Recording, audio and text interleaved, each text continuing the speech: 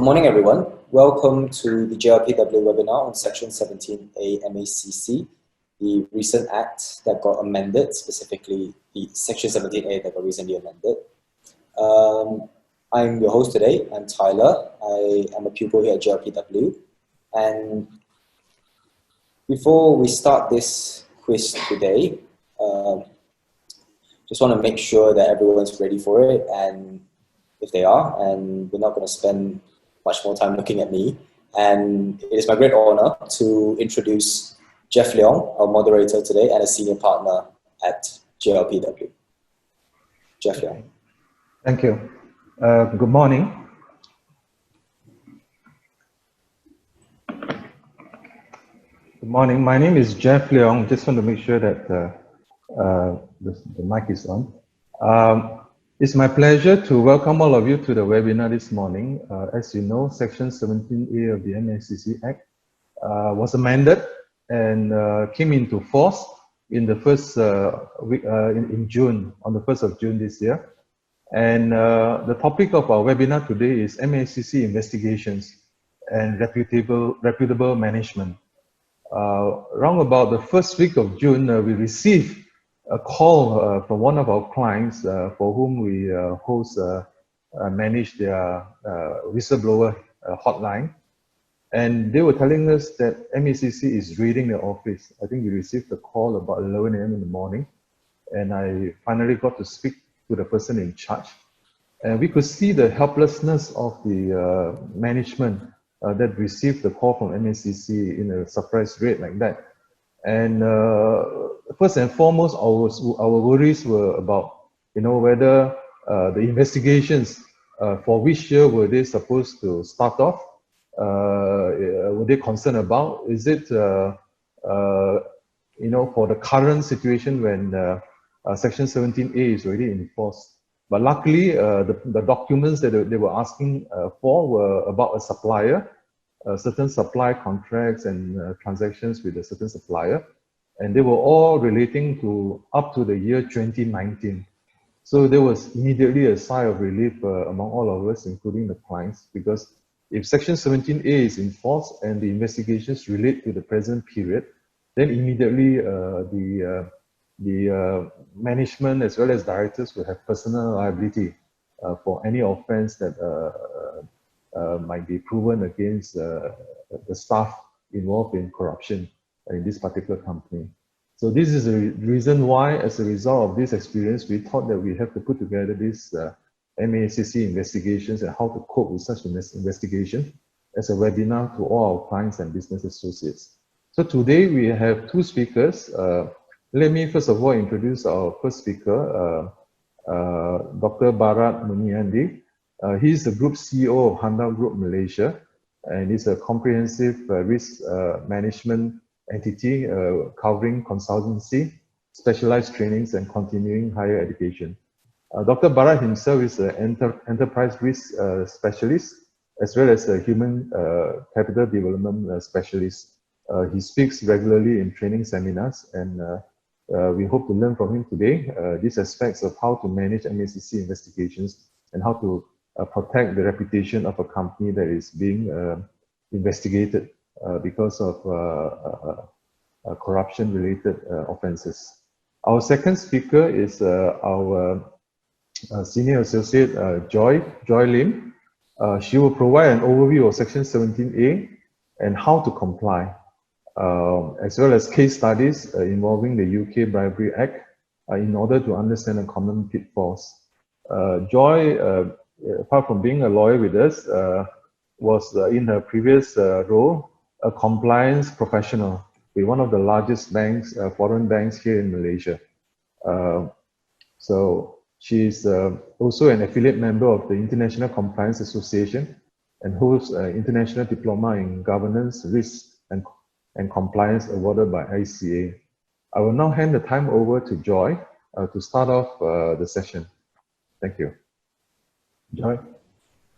Thank you, Jeff, for the kind introduction, and thank you, Tyler, for hosting all of us. Good morning, everyone. Thank you for joining us today. So like Jeff mentioned, today we're going to look at Section 17A. So Dr. Bharat and myself, we will all, together with Jeff, take you through an analysis and an assessment of Section 17A and how it will, how it is expected to affect businesses moving forward. So I'm going to start by showing us some of the resources that we've prepared. Hang on, let me just share my screen.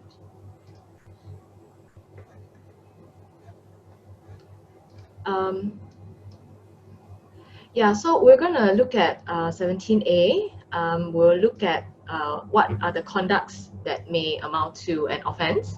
And then we're going to look at some case laws. And we're going to glean out from the case laws how it might play out in Malaysia, because we do have a good precedent to follow, which is what has happened in the UK. UK basically implemented a similar corporate liability provision for corruption offences. They started in 2011 itself. So we do have a wealth of case laws to refer to. Yeah.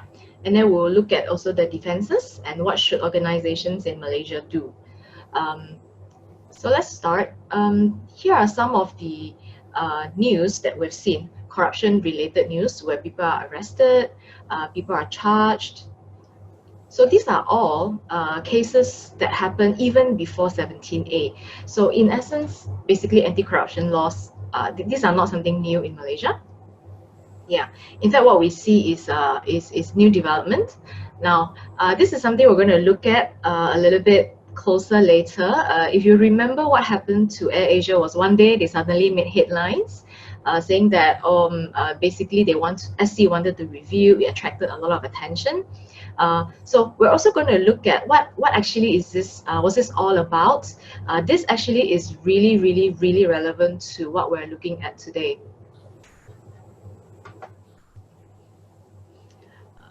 Now, many of us might not be aware of, but MACC is actually quite transparent, and they are also quite proactive in sharing with us what they are doing. So they will publish on their website some of these statistics, such as their annual statistics on arrests. If you see, right, yeah, there actually is an increasing trend of arrests. And then they will also publish a breakdown like this. Here's an example. This shows a good spread of what type of people are they investigating or they are arresting. So about half of it would be government servant, and then about the other half are what we consider civil. So you can see that they are doing enforcement very actively. Then MACC has also set up various mechanisms such as the Complaints Management System, the CMS, and the Integrity Vetting System, ESDK. So the CMS is basically a channel for the public to so-called voice their grievances. They can use this to, in a way, alert the authorities of what's happening, of things that are not right that they're seeing. So this is to give you an idea that there are channels in place for the public to use to report.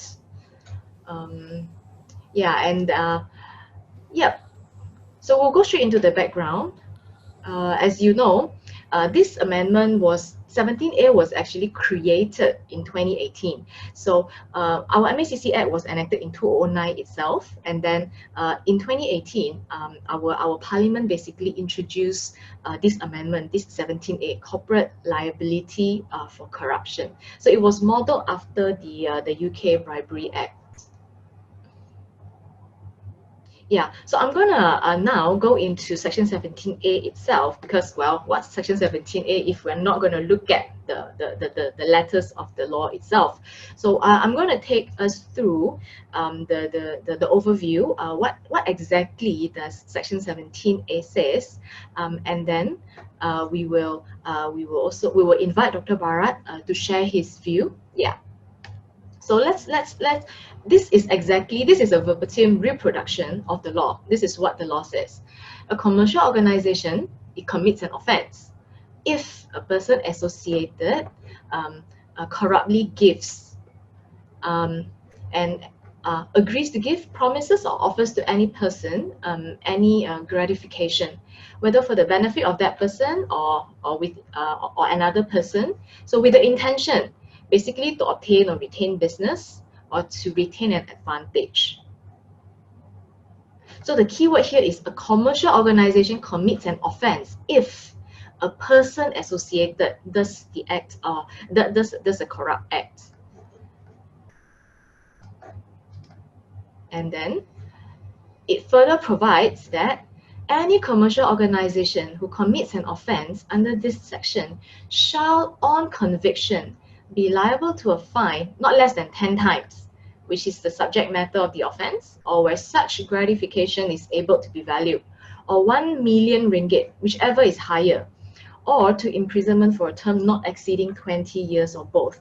So in essence, we are looking at a penalty starting with 1 million ringgit.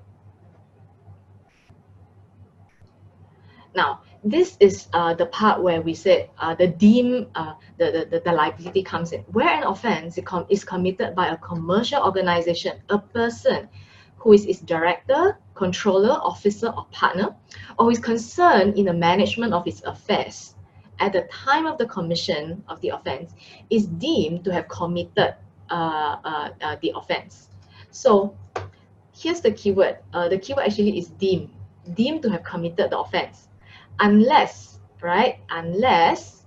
that person, meaning the director, the management, can prove that the offense was committed, number one, without his consent or connivance, meaning I didn't ask them to do it, I did not approve this, and he exercised due diligence to prevent the commission of the offense as he ought to have exercised, having regard to the nature of his function in that capacity or to the circumstances. So this is where the deeming provision comes in, right? When somebody gives, then the commercial organization is deemed to be guilty. And then when the commercial organization is deemed to be guilty, and then the management, the senior management, the director will be deemed guilty as well.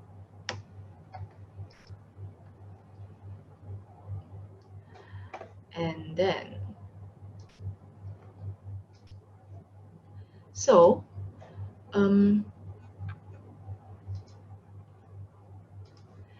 if the commercial organization is charged with the offense referred to, then it is an offense. There is a defense for the CO, for the organization to prove this. It had in place adequate procedures to prevent persons associated from undertaking such conduct. Now, this is where we're going to talk about the adequate procedures. The defense for the commercial organization is if it has adequate procedures. Now, this is why everybody is talking about the GAP, the Guidelines on Adequate Procedures. This is also why everybody is talking about, oh, they have to do their SOP, they have to do their policies. Now, and then it also says that the minister will issue guidelines relating to the procedures mentioned in subsection 4. This guideline that we're talking about here is the GAP, the Guidelines on Adequate Procedures. This is where we talk about the trust principles. Yeah, so there you have it. So what we've looked at so far is a strict provision of what really Section 17A says. So now let's go through the breakdown. A person associated with a corporate organization gives gratification. Then the director and the controllers will be deemed guilty. And then the defense is the director, the senior management did not consent, number one. And number two is they have exercised due diligence to prevent the commission. So the question now is this: what amounts to the due diligence that the senior management has to exercise? What amounts to reasonable? What amounts to a reasonable due diligence? Now, and the defense for the corporate organization is adequate procedures. So all in all, we are looking at having policies and procedures in place that are adequate to prevent the commission of bribery acts. And then we've also looked at the penalty. So this is something that if you want a budget for, you can't really set a ceiling because it starts with 1 million and it only goes higher. And then it also goes, and it also comes with imprisonment. So when we talk about imprisonment, you theoretically cannot imprison you cannot imprison an organization. So the people that we're talking about when it comes to imprisonment is we're talking about the directors, we're talking about the senior management, we're talking about the controllers, we're talking about the partners. Now, here are some key definitions that we're going to go through very quickly. Now, in essence, what's a commercial organization? Basically, it's a company. The company can be incorporated in Malaysia. It can also be incorporated overseas, but are doing business in Malaysia. It also can be a partnership, registered locally or otherwise. As long as they are doing business in Malaysia, they are in scope for the purpose of 17A. So this does not only affect so-called our Malaysian companies, it should also affect subsidiaries of foreign companies that are doing business in Malaysia. Now, persons associated, an extremely important concept under 17A. Now, who are the persons associated? This can refer to a director, it can refer to a partner, it can refer to an employee as well, because employees take actions on behalf of the organization, right? Now, it also includes a person who performs services for and on behalf of the commercial organization. Now, this basically refers to people outside the organization. So, who are the people that are performing services on your company's behalf? Who are these people who are performing services for your company? So it also says, the question whether or not a person performs services for or on behalf of the organization will be determined by reference to all relevant circumstances and not merely by reference to the nature of the relationship. So in other words, right, they are drafting it, the way the law was drafted is extremely wide. Anyone can be a person associated so long as there is a relationship, meaning they are doing, these third parties are doing something for your company, they are doing something on behalf, they are doing something for your company. Theoretically, with or without a contract in place, that really doesn't matter, right? So the concept of person associated is extremely wide. So in other words, a commercial organization can be made liable for actions of a third party. So essentially, it can be your group companies, it can be the associate company, group companies, subsidiaries. It can also be third parties, your service providers. So business, well, business is business. Now, what amounts to gratification, right? What are the actions? What does the law say about a gratification? What really amounts to giving bribes? Now, you will see that the definition is extremely wide. Money, donation, any office, employment, agreement to give employment. It can also be a discharge, a release from liability, any valuable consideration of any kind, discount, commission. Now, commission is a key word, as we'll look at later. Commission, rebate, bonus, deduction or percentage. You see that it's actually very, very wide. Any forbearance to demand for any money, promising not to do something, saying that I will not take action against this person, I would not do this, and then it goes wider, it goes beyond that. Okay, there's actually more in terms of the definition. Any or other services in favor of any description, including protection from any penalty, offer, undertaking or promise of all the aforementioned. So in other words, what we're looking at is something that is extremely wide. Anything can amount to gratification. It's not only money. We're not only talking about money or giving of expensive watches, cars and stuff. It can include anything. What is top level management? This is also defined already. Director, controller, officer, partner, or anyone who is concerned in the management of its affairs. In other words, regardless what is a person's title, if the person has a role in the management of a company's affairs, then that person can also be called top-level management. Associate, this is further defined in the GAP. A nominee, an employee. I think we are very clear that employees will be covered here. Any persons who manages the affairs. Now, any organizations of which such person has controlling interest in. Entities that a person can control. And then any corporation, any trustee of trust. Now, so you see that a lot of people can be persons associated under the definition of the law right now. Now, what's public body? Well, this is very straightforward, right? Government, the federal government, the state government, your local authority, your DPKL, your NPPJ, any department that undertakes services. Now, society registered under the Societies Act 1966. Now, the interesting part is this, a lot of our political parties in the country are registered under Societies Act, so that's covered. Cooperative society, you can see that the idea of the drafting, behind this is a mind that wanted to draft this as wide as possible. So a lot of people can be public body, right? Even youth society, company and subsidiaries of these societies, these organizations. Yeah, so far we have looked at we've taken a very quick look at what Section 17A itself says.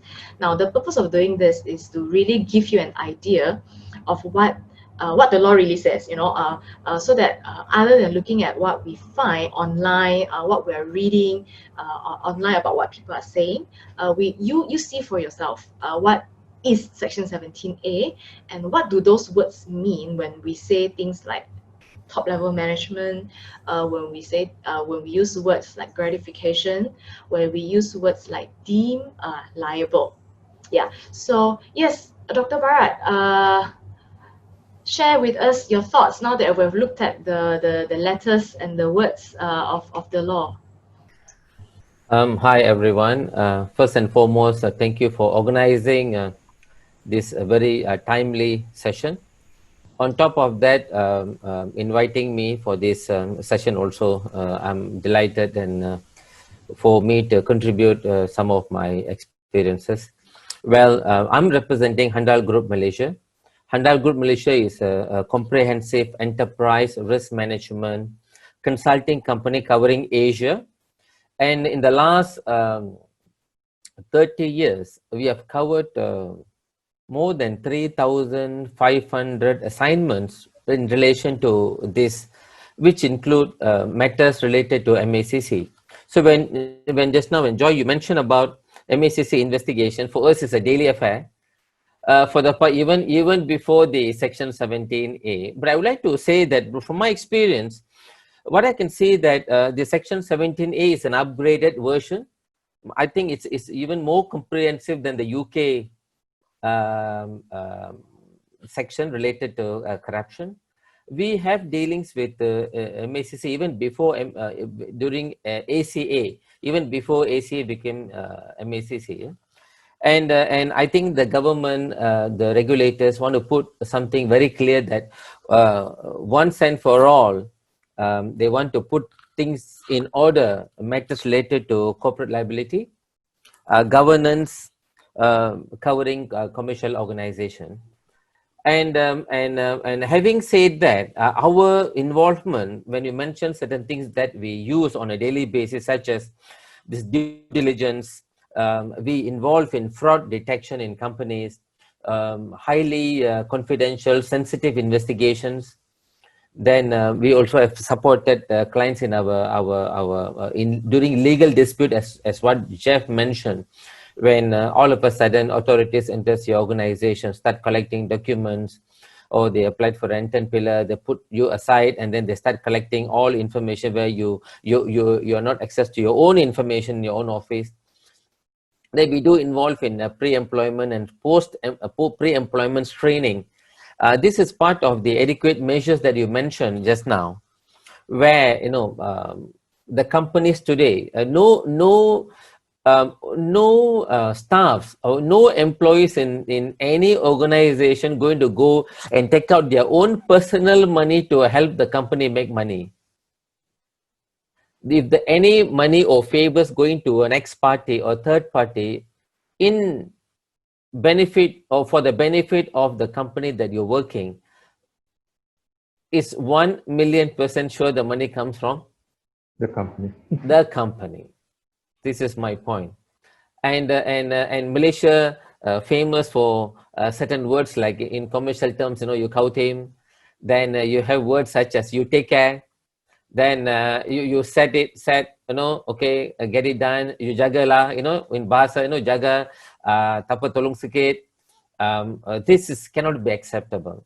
And the section 17A also covers not only your employees, but anybody, including your accountants, your advisors, anybody, even you appoint a consultant from outside to handle your project. And consultant, when it comes to court session, who's going to take the accountability?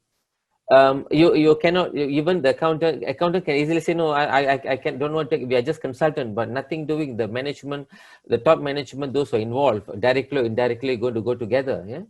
And I visited many prisons in Malaysia where people have they are inside for 20 years, 15 years, 10 years. It's very saddening to note that for some time the involvement only limited, but they end up taking the entire blame just to protect the organizations. But now with the even I read this section 17 which came out the 1st June that failing to report, you're also liable for 10 years and $100,000. That means something happening in your organization.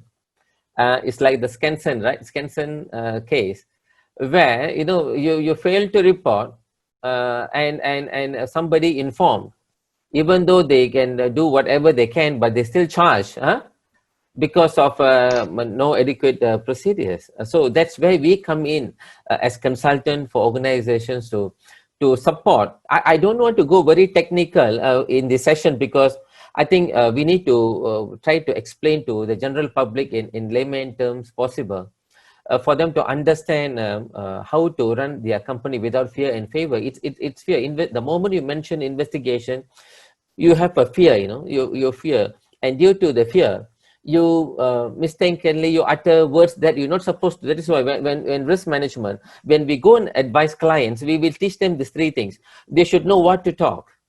Number 2 is they should know what not to talk.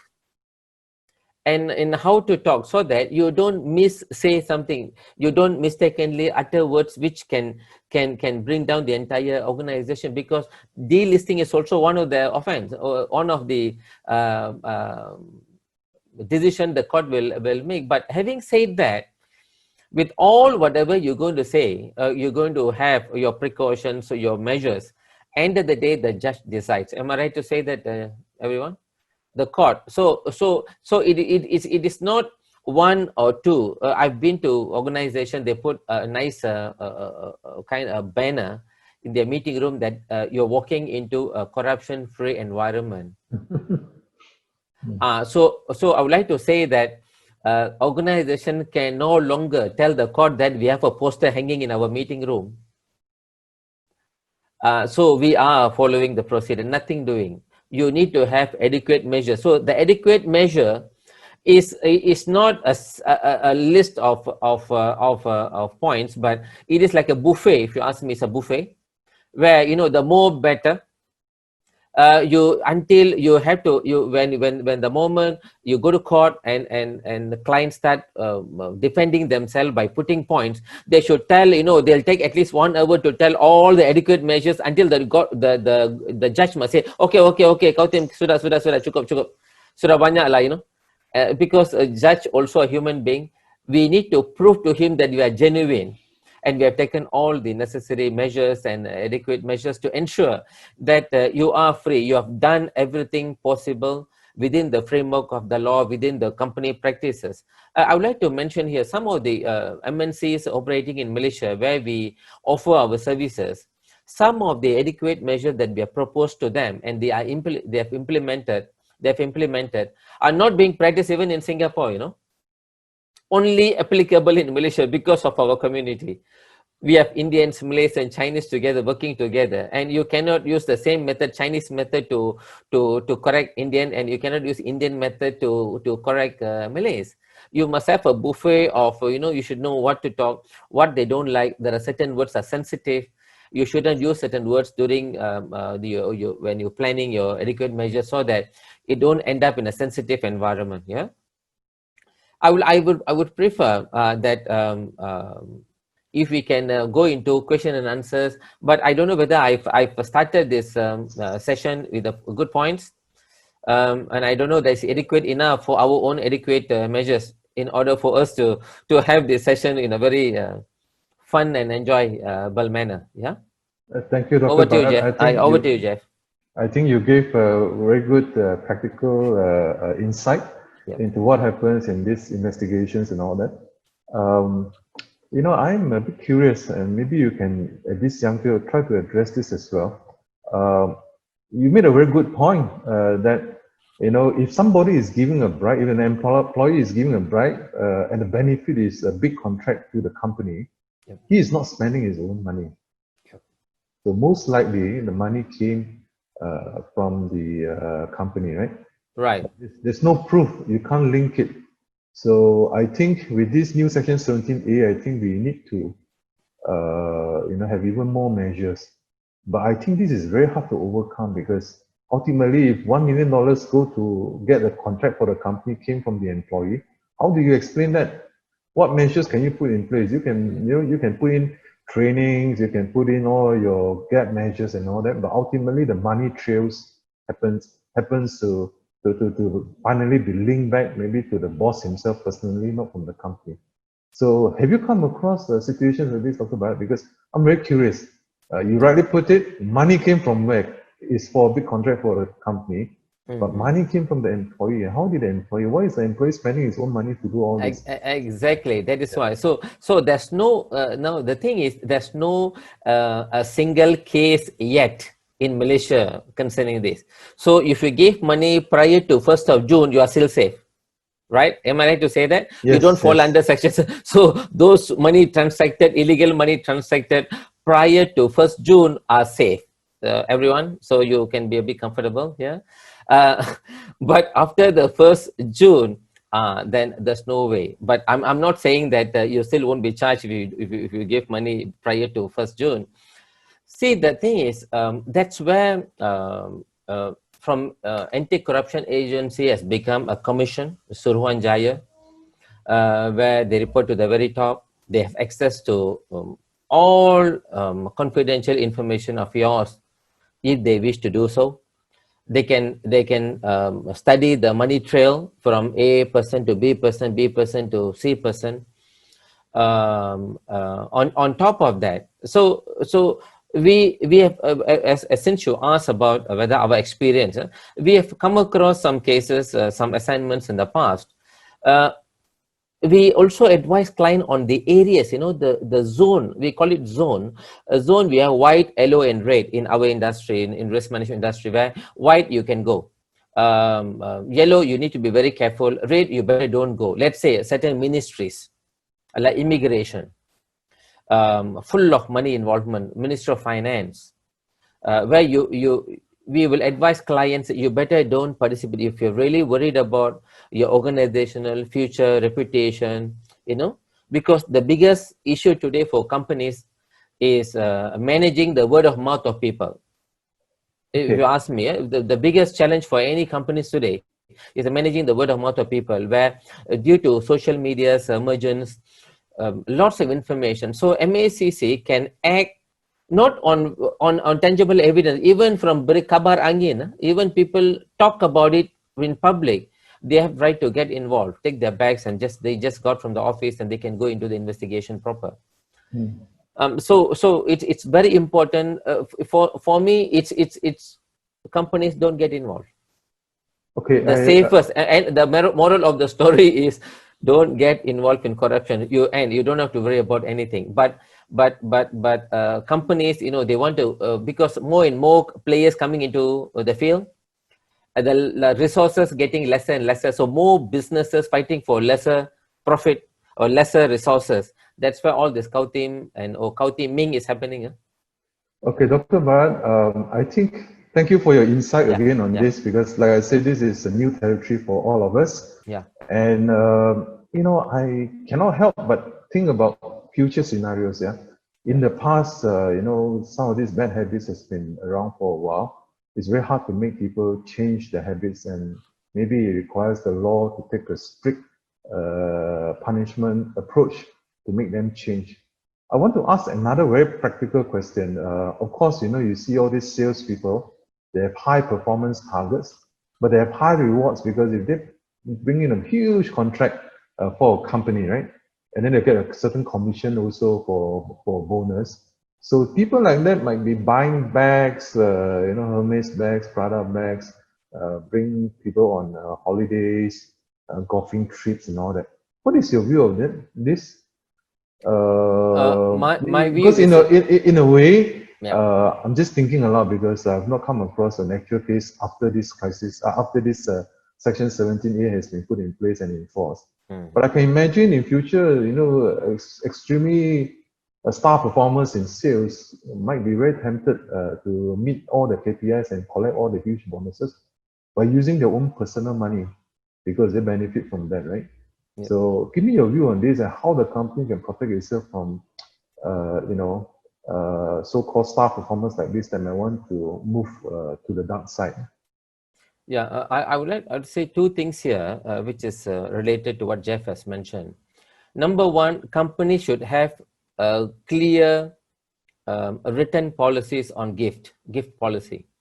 As for me, you people, let's say ABC company coming to your organization and bringing their own umbrella with their logo on it, it's nothing wrong in collecting. It doesn't mean that by collecting the umbrella, 20 umbrella, which may cost 200, you are committing an offense or telling him in advance that yes, you can count with me.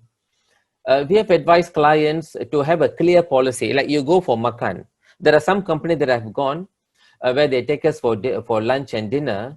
They will never allow us to pay. They will tell us that we have budget for this, so you please don't pay, and I need to bring the receipt and show to my management so that I've entertained you, and it's part of company gift, a company's known affairs in our organization. Like there's a company in Malaysia near KLCC, allowed gift until 100 ringgit. You cannot take him for golf, but you can buy golf balls. Nothing wrong, as long as it's 100 ringgit. I think the question is, when this high performing star salesman try to cheat a bit by, I know he's not taking money from the company, but he's going to get huge bonus, right? If you get the contract. So he might be spending his own money, secretly take them to Milan, visit all the shops to buy all this expensive stuff, make the other side very happy, and as a result, you get the contract. I would like, as a lawyer, as well as, you know, with your help as well, protect companies from people like this. Not to say that the company is actually involved in all this, but really they want to protect themselves from star performers who might want to, you know, move to the evil side or the dark side to get huge bonuses from bringing in contracts. Give me your views on this. Thanks. Yeah, that's where I would like to say that the element of document is very, very important. You need to keep a very clear record. When the moment MACC walks in or investigators come into your organization, what they're looking for is document. And you need to put clear, see, with all this, Jeff, I would like to say that with all the measures that we are discussing, crime rate is still increasing at 11% per year in Malaysia. With all this, you know, much more than our GDP. Now, what I'm trying to say is, those who are going to continue, they'll continue until they kena tangkap lah. But if you can do it in a very, you know, they know, see, it's where there's some companies going into this kind of offenses knowingly, because they know that they have everything very clear, Even people know that you have played the game, you have committed a crime, but there's not enough evidence to charge you. They know that you have done it. I've seen court cases where the judge will mention that the prosecutors can appeal to a higher court. I'm not releasing this person due to no case, but no adequate proof for us to charge.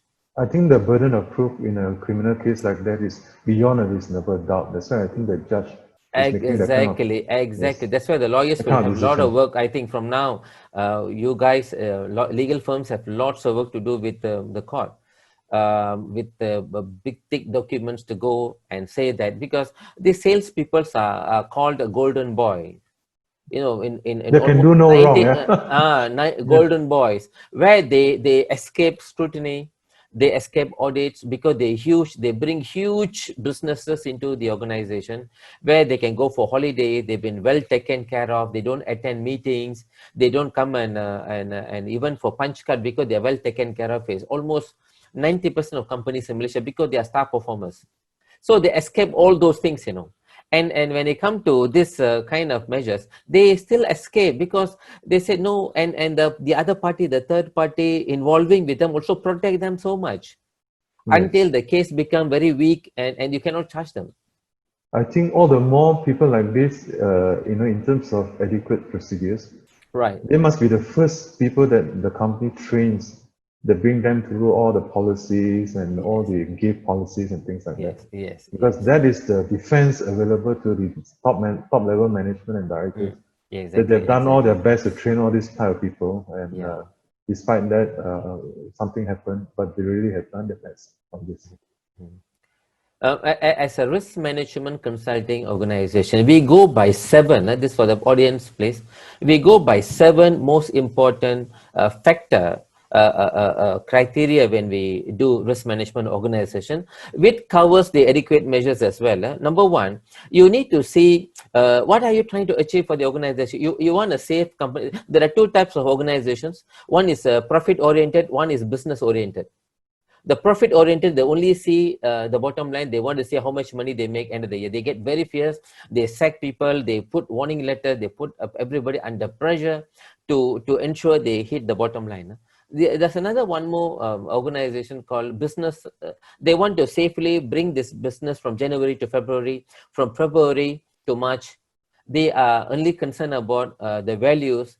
How people, you want people to look at you in certain ways, but public will only look at the company as how they want to look at the company. So some organizations where even our own services for companies like some of the American companies in Malaysia must vet through their integrity committee in America. Even before they send to Hong Kong for their regional office, then for Hong Kong to come to KL for us to initiate, that will take 3 months. And even the first meeting, they'll say, hey, Bharat, this process will take 3 months. Even we give you the first document. Anyway, thank you. So wait for a call within the first 90 days. So the object, that's the where we going to, what we're going to achieve. I want to put in a nutshell objective. What is the objective of the organization? You want to be a respected and honored organization, or you want to just make money no matter what? So that's number 1. Yeah. Number 2 is identifying what are those matters that might stop you from reaching your objective. You want the staffs with high performance or staff with values. We advise clients that you have a staff with values, give them second chance, give them third chance. It's okay. But there are performers where they can perform very well, but they will suck out your entire vitality. They misuse the people. They take advantage of core staffs. They'll make the office in a mess. They put pressure, and they will disturb the harmony of the organization. So that what we call risk identification. Yeah? First is risk objective I mentioned just now. So what are the things that might stop us, including the biggest risk is always the staff risk. Yeah, the employee risk, the biggest risk. So that you identify. After that, you go into a kind of, in an orderly manner, how you're going to do this adequate measures. Okay, since MACC investigation will only save you if you have adequate measures. So I want to go into the 7 steps so that the audience can listen to this and go back and advise clients accordingly. So when you put a list, you call it prioritizing. Yeah? You make it, which is the priority, which is the most important. You can have 100 things which might stop you, but you should go for prioritization on what matters the most. Okay, the matters, not all the today is heavy rain, next 3 days heavy rain. I don't think so. Your organization going to affect, but for a farmer, if raining for 3 days, it will affect. So you just go into the risk that matters to your organization, yeah. And then number 4 is based on that. You do what you're supposed to do based on the priority. You go into response. So there are organizations have this educate measures during the first meeting. After that, after 3 months, we go for periodical check. It's all in collecting dust in the drawers.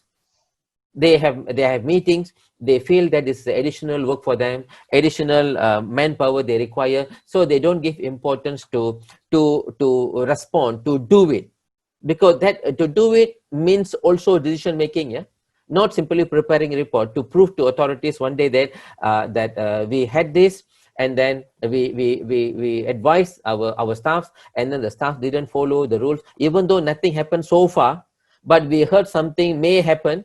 So we made a decision to lay off the staff, something like that. Yeah. So so that the company should, the court should know that you are genuine. You are very genuine about this intention. And then number 5 is review. The review is what the systematic review under the trust, where the MACC came up with the trust, TRUST. So systematic, where you review.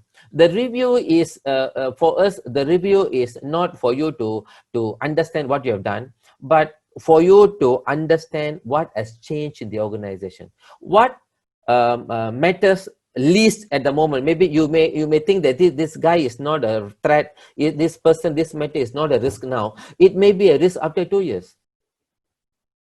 What high risk now, after 2 years may become no risk at all.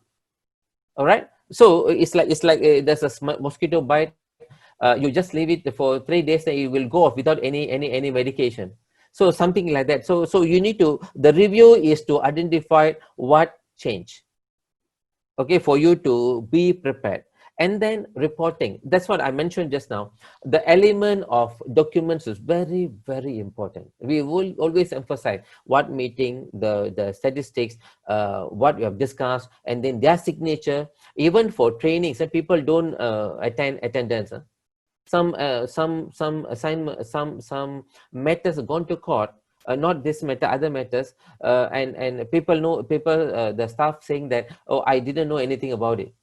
But the guy attended the meeting, he didn't sign the attendance. So the element of documentation is very, very important. Okay, and then number 7 is updating from time to time. People change. People come to any, that's what I say, that people come clean to any organization. They attend interview, they prepare resume, they susah payah, they study from kindergarten right up to graduate. They spend almost $1 million.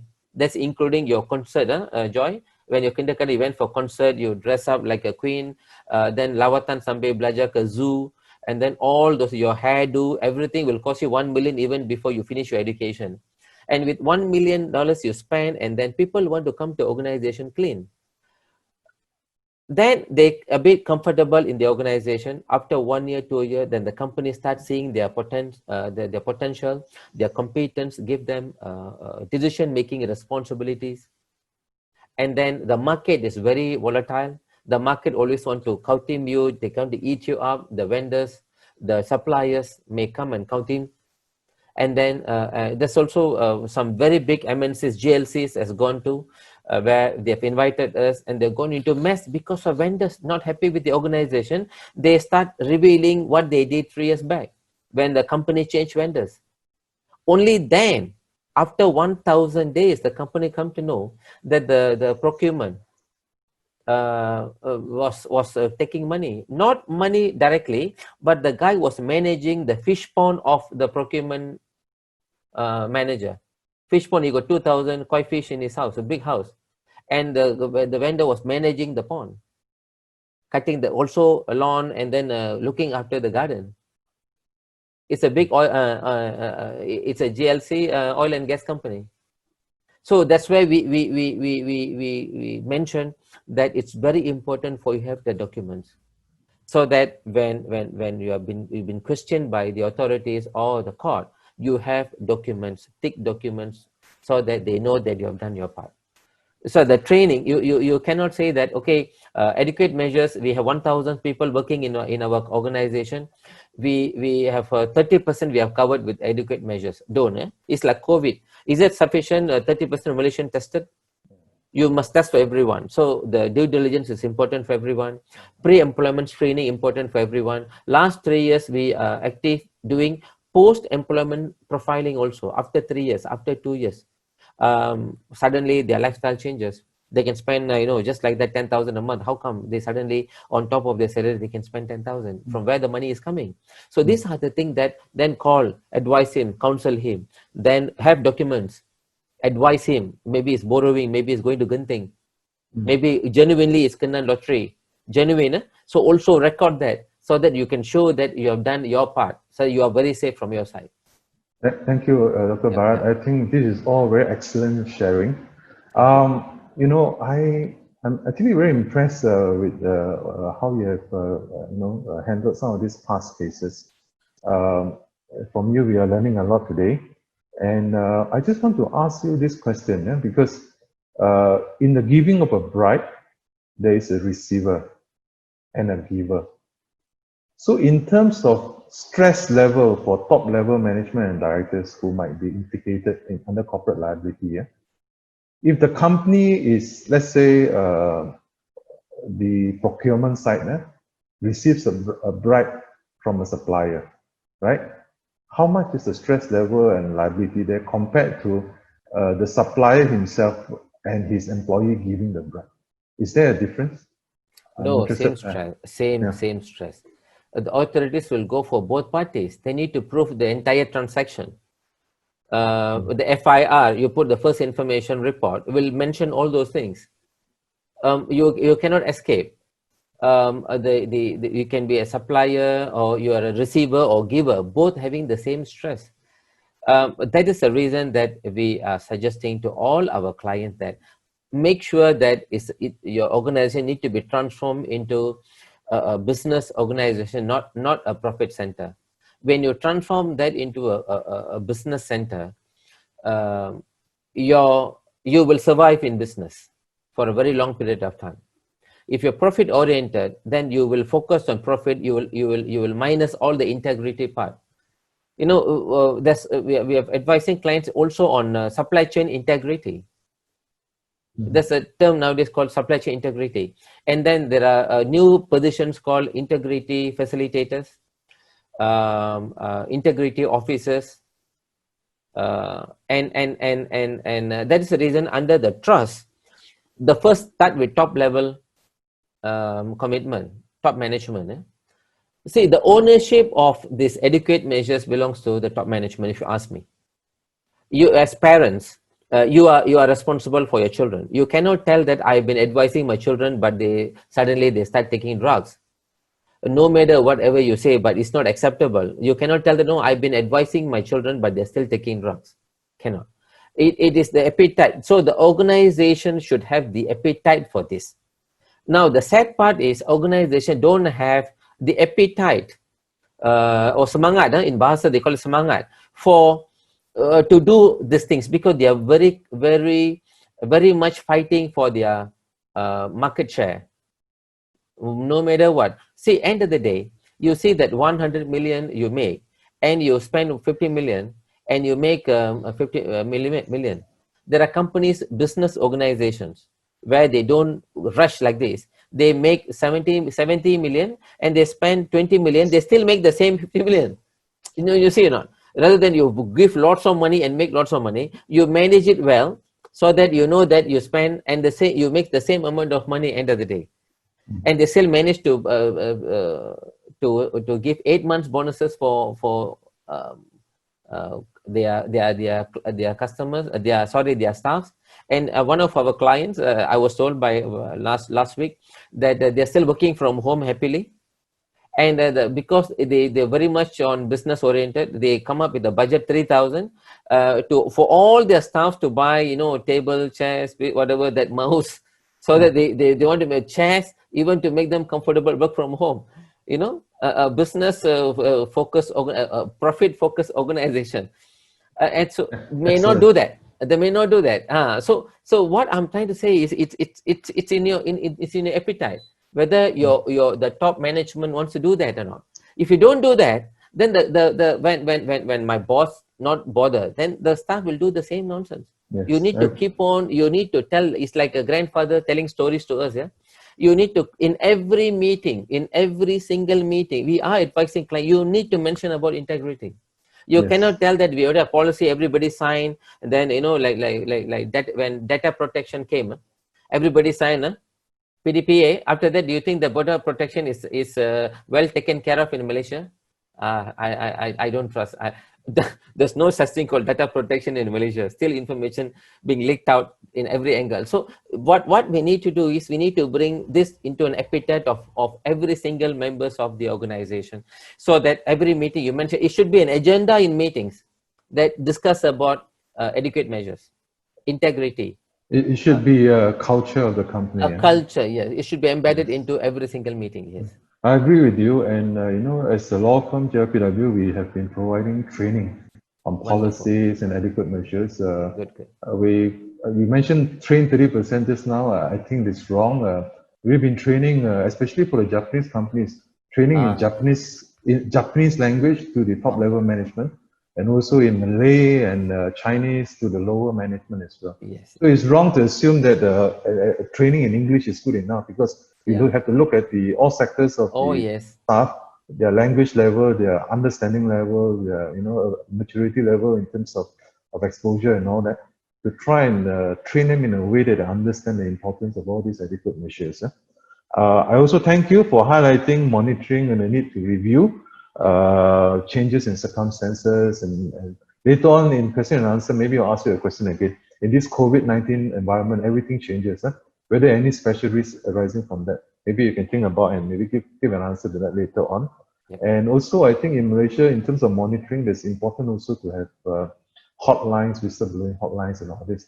Now I'll go back to Joy to let her share from her experience as a compliance officer some of these policies, drafting and taking on the practical experiences that Dr. Bra had mentioned just now. How to relate that in the actual policies and manuals and the systems that you put in place. Over to you, Jeff. Thanks, Jeff. Thanks, Dr. Bharat. Very, very insightful sharing. So yeah, so in essence, Dr. Bharat has basically covered for us the trust principles. T for top level management. R is basically for review, and then U is undertaking control measures, right? And then basically T is training and communication. So for those of us who wants to find out more about what really is the trust principles, you can easily download it. Just a Google will show you where to download the GAP, the Guidelines on Adequate Procedures, that the PM's department has issued. Now, so how I'm going to do the next segment in terms of sharing in terms of the policy and procedures is I think we're going to look at actual cases of things that have gone wrong. It's sometimes very helpful to look at cases that has happened and then we glean out we glean lessons out of these incidents. Now, so we mentioned earlier that we will look at some of the cases of things that have gone wrong. Now, they are very useful cases because these are judgments that came about after years of investigation, and to the extent that even the organizations that were charged, they also admitted to their wrongdoing. So I think the first one that we are going to, the first one I'm going to tell you about is Rolls-Royce. Basically, this covers Rolls-Royce Group as a group, their operation. Now, this one is basically an investigation of Rolls-Royce conduct from the year 1989 to 2013. So it's a very, very long investigation. It covers years. Remember just now we said that, oh, you know, what happened to conduct before that now?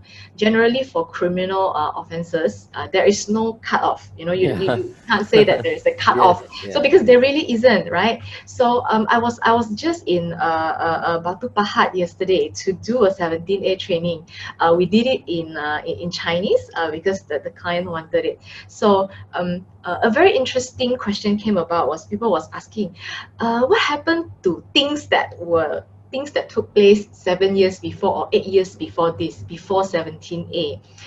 Will people be made liable under 17A or not? Well, theoretically, you cannot be made liable for things that happened before the law came into force. You cannot theoretically, but MACC Act itself already has other offences, you know, the giving and the receiving, the false claims offences, and also the abuse of power. If you read the news, you'll be very familiar. These are already the existing offences under the MACC Act. Now, so the situation right now is we live in an environment where ABC law, anti-bribery laws they are just getting tighter and tighter. So companies are required to put in more and more, companies need to find a way to manage it, like Dr. Bharat has mentioned a few times, like from the setting of the tone, because we had this saying, right? Monkey see, monkey do. So from what I've seen, based on my personal experience, is if the management is really serious about implementing something, they have to be the party doing the messaging. That's why for a lot of MNC, right, they actually make their chief executives record videos. They have to do all these videos, and why? It is basically to help communicate the message that this is something so serious that the top will really do it, and it is not something that they will just sub out or outsource or delegate to the compliance officer or to the compliance department. So they are practical ways that organizations can take to really set the tone, right? So one of the most effective one is let the top guys say it. Let the people at the top send the message out. Let them say it.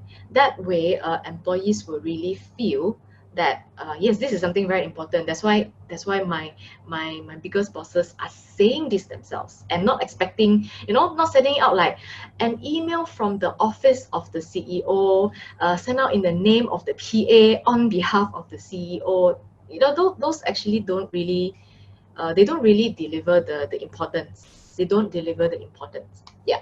So anyway, let's come back to the Rolls-Royce case right now. So basically, Rolls-Royce was investigated. Now, remember Dr. Bharat mentioned earlier that these days, a lot of things can be found online, including negative news. Rolls-Royce was investigated by the UK SFO, Serious Fraud Office. They are basically the authority that is investigating all the UK Bribery Act cases. They are the ones that are investigating the big guys. So internet posting started talking about Rolls-Royce business conduct in China and Indonesia. There were allegations online about Rolls-Royce business practices. So in China, in Indonesia.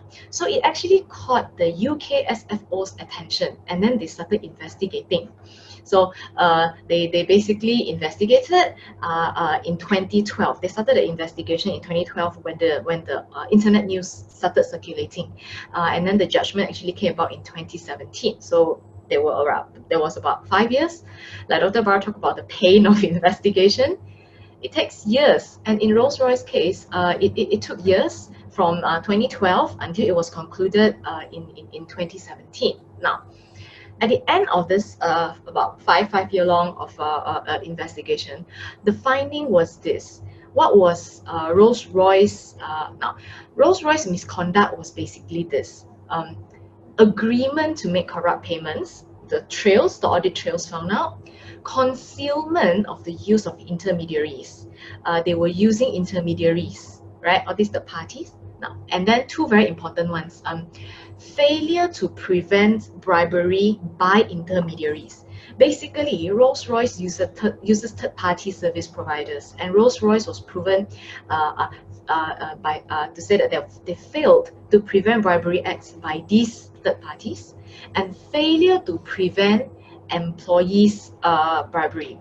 Basically, they failed to prevent their employees from bribery acts, from undertaking bribery acts. Now, here's the thing, organizations were not only, we are already beyond a stage where people are made liable for things that they did. These are situations where people were made liable for things that they failed to do, right? Because that's how you prove it's not adequate. You failed to do this, yeah. So so that's in short Rolls-Royce case. It was cross-border investigation, because information exchange does happen cross-border these days. Regulators are increasingly cooperative with one another. Yeah, so this one for Rolls-Royce itself, the countries that were involved, we have Nigeria, Indonesia, Russia.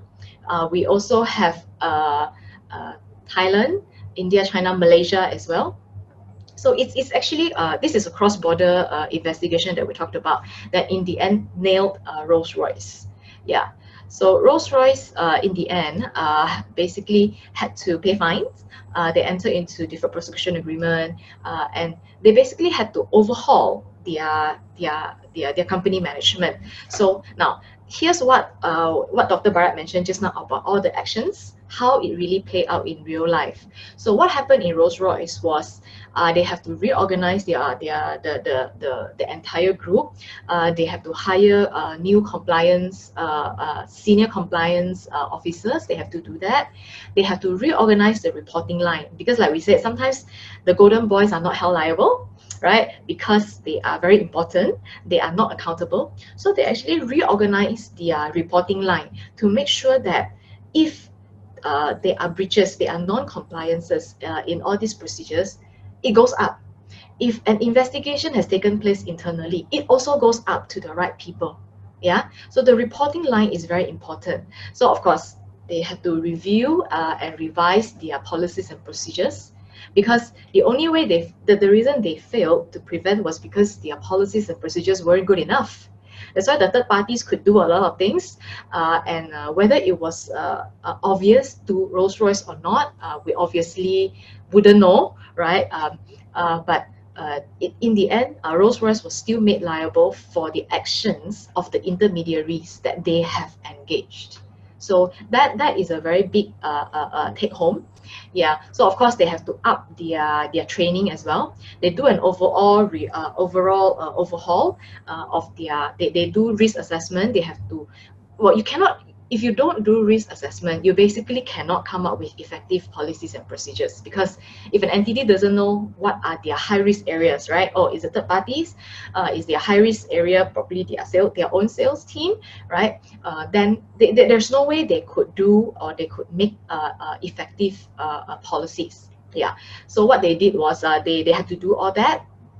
They roll out a lot of trainings that were effective. They make it compulsory, and then they basically educate their staff on what the law says, and the impact if they do not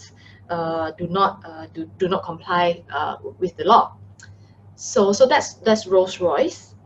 And then another very interesting story is what we mentioned at the beginning, the AirAsia story. If you still remember, at the beginning of the year, one day everybody wakes up and then we started seeing there's this news talking about what AirAsia being investigated for graft allegations. And then you also remember that AirAsia actually came out and said, well, they were never asked, meaning AirAsia was never engaged before the UK SFO published their judgment. Now, here's what really happened, and when you understand this, when you understand the story, you will understand why AirAsia was never consulted, right? Why AirAsia was never consulted, and how did AirAsia get into the picture while it was an investigation done by the UK authority. Now, here's what happened. Airbus, very big company, conglomerate, right, are basically the MNCs, huge operation cross jurisdictions. Now, AirAsia was basically, Airbus was investigated by the UK SFO. Now, again, this is pertaining to Airbus business conduct. Now, what kind of business conduct? Basically, it is about how they do their businesses overseas. Now, they were investigated for their actions that took place in 2011 to 2015. Again, a lot of all this investigation goes back to, they goes back to years and years before, which is why, like Dr. Bharat mentioned, you always have to have a record of what has happened, what you've done, what people have, what people have signed. This is very important because all this investigation that we're talking about, they all happened they all took place to investigate conducts many years ago.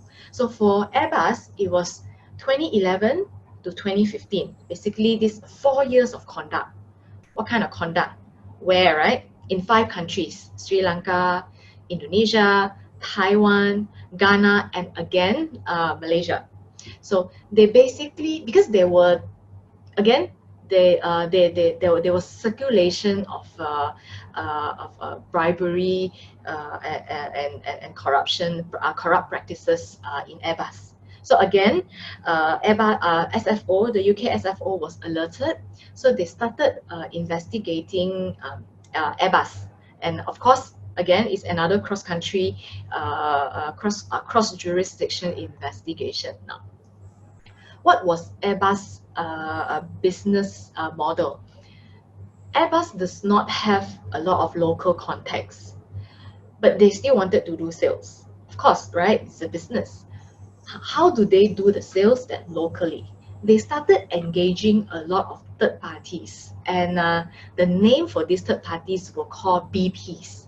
They are business partners. So they basically engage BPs in all the countries that they wanted to sell their aircrafts. So, sign contract, and all that. And then these BPs, what they meant to do was obviously help with the sales, right? Help sell aircrafts for Airbus. So how it works is, normally after a sale is concluded, then Airbus will pay this BP, these business partners, commission, right? Sounds very, very normal, right? Salespeople get commission, very, very normal. Now, here's where all the countries, the 5 countries that we mentioned, and all the airlines came in. So there were email trails that was made available to the SFO, talking about AirAsia wanting to buy aircraft from Airbus. Now, so it was just a very normal aircraft purchase discussion negotiation. But then other things started coming in. The mail trail started also talk about donations and sponsorships. This one was particularly about sponsorship, and the mail trail, if you Google them online, actually did not help anybody at all, because the way, if you read the mail trails yourself, you will see that they were basically saying things like, the effect was this: if the sponsorship doesn't happen, I am not buying the aircraft. Okay, if the sponsorship doesn't happen, I'm not buying the aircraft. Or something like, if you want me to buy the aircraft, you sponsor me for my sports team. You do the sponsorship. Now, how then? Well, it's a bit like a tit for tat. Now, what SFO did was, SFO had access to all these emails, and upon their review, it actually amounted to bribery. Because what was really happening was this: if I do this sponsorship for you, you will then buy aircraft from me. It's a tit for tat. So that was how Airbus was actually caught. So Airbus was caught in that investigation. Now, and this is also how AirAsia surfaced. SFO was investigating Airbus, saw Airbus mail trails, saw all the exchanges, all the email correspondences. Now, somehow they just involved AirAsia. This is also why actually Airbus, SFO did not have to talk to AirAsia, because AirAsia wasn't being investigated, right? Now, it's just very unfortunate that all these mail trails referred to AirAsia, and therefore AirAsia was impacted. Imagine the reputation risk, right? Nobody would have expected that all these email exchanges would be available online. They would also result in AirAsia being so-called implicated for being part and parcel of the entire transaction of what Airbus was doing. So now Airbus basically admitted lah, right? They admitted. That's why you have this Airbus case now. And when Airbus admitted, although AirAsia wasn't officially investigated or charged by the UK SFO, now the question is this: what does that say about AirAsia? You were already part of this type of corrupt practices, and AirAsia didn't know anything. He couldn't control it because AirAsia had no control over what the UK SFO would do, right?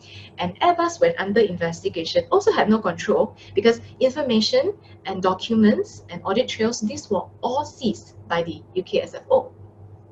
Yeah, so it's actually a very, very interesting case. If you Google, there's a lot of you can find all the mail trails. You can find a lot of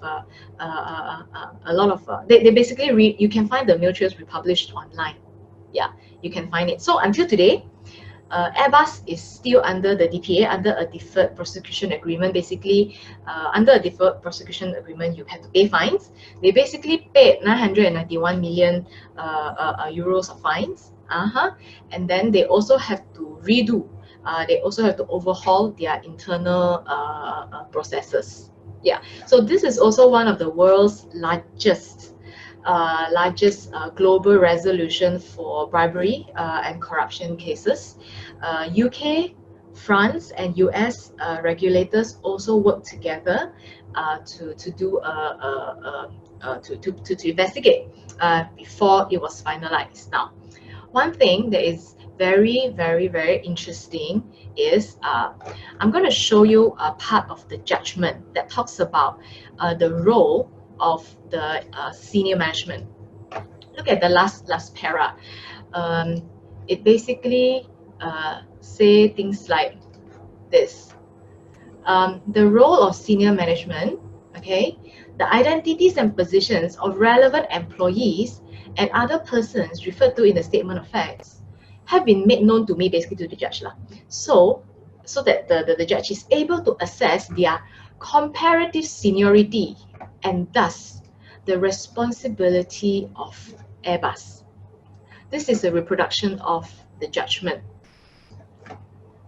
So what does this really say?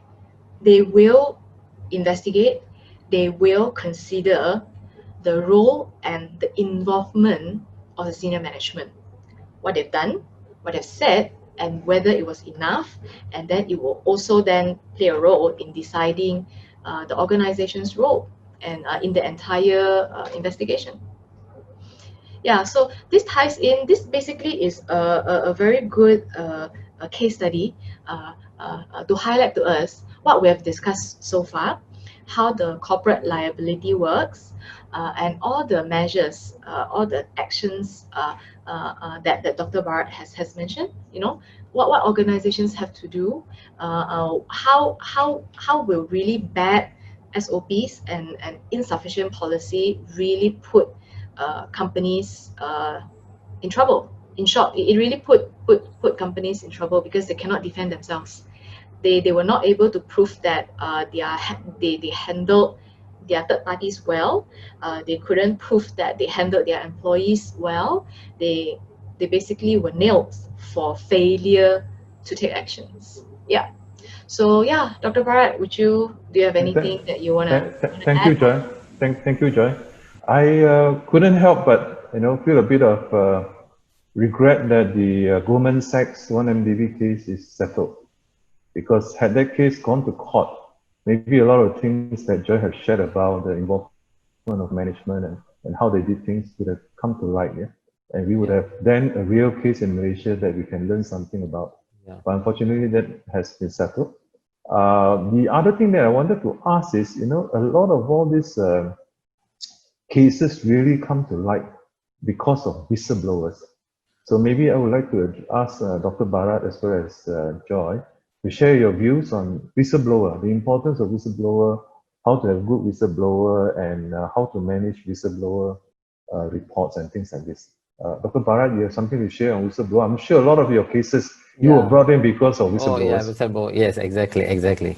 Now, the issue in Malaysia is the protection of, I'm talking about the absolute protection of whistleblowers is still murky, still gloomy, right? The whistleblowers don't have absolute confidence their life as well as their future, or including their families, protected because of the rush to inform the truth about something to somebody. It is and also the integrity of the authorities also still not 100% trustworthy, you know, quote unquote, yeah. Due to that, there are many cases, many happenings in Malaysia cannot be found because of whistleblowers not coming forward. They know, they share with us in private, but when without their consent, we cannot take this matter to the management to discuss. So what we normally do is, based on the information that we collect from whistleblowers, we send an undercover operation. That means we call it ground surveillance operation. We send some of our staff to join the organization with the permission of the top management, and then work there for 3 months, befriend the key suspects, then collect information, record conversation with all our gadgets and equipments, and then bring them to the management, and then the management solve the problems here. That's number one. And whistleblowers, even of course MACC has come up with lots of comfort statement on whistleblowers, but my general view, and also based on my own information gathering from previous whistleblowers, when we discuss with them, they still don't have confidence, that because it's again, whom are you attacking? Who is the person behind the person that you're going to attack? And whether is it politically motivated? Will they go after them or for their family? So that's where the whistleblower thing is. But I hope that with the development so far, hopefully things will change.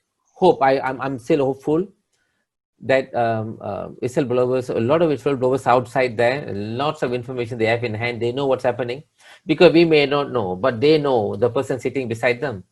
They know what food they like, what are the pictures are there on the table of their immediate neighbor in the office. They know the conversation, whom are they meeting, what time they're going to meet whom, because they know. The management do not know, and the whistleblowers not coming forward because they are so fear. You know, especially the Golden Boys department, where they bring in a lot of revenues until, you know, even they do nonsense outside.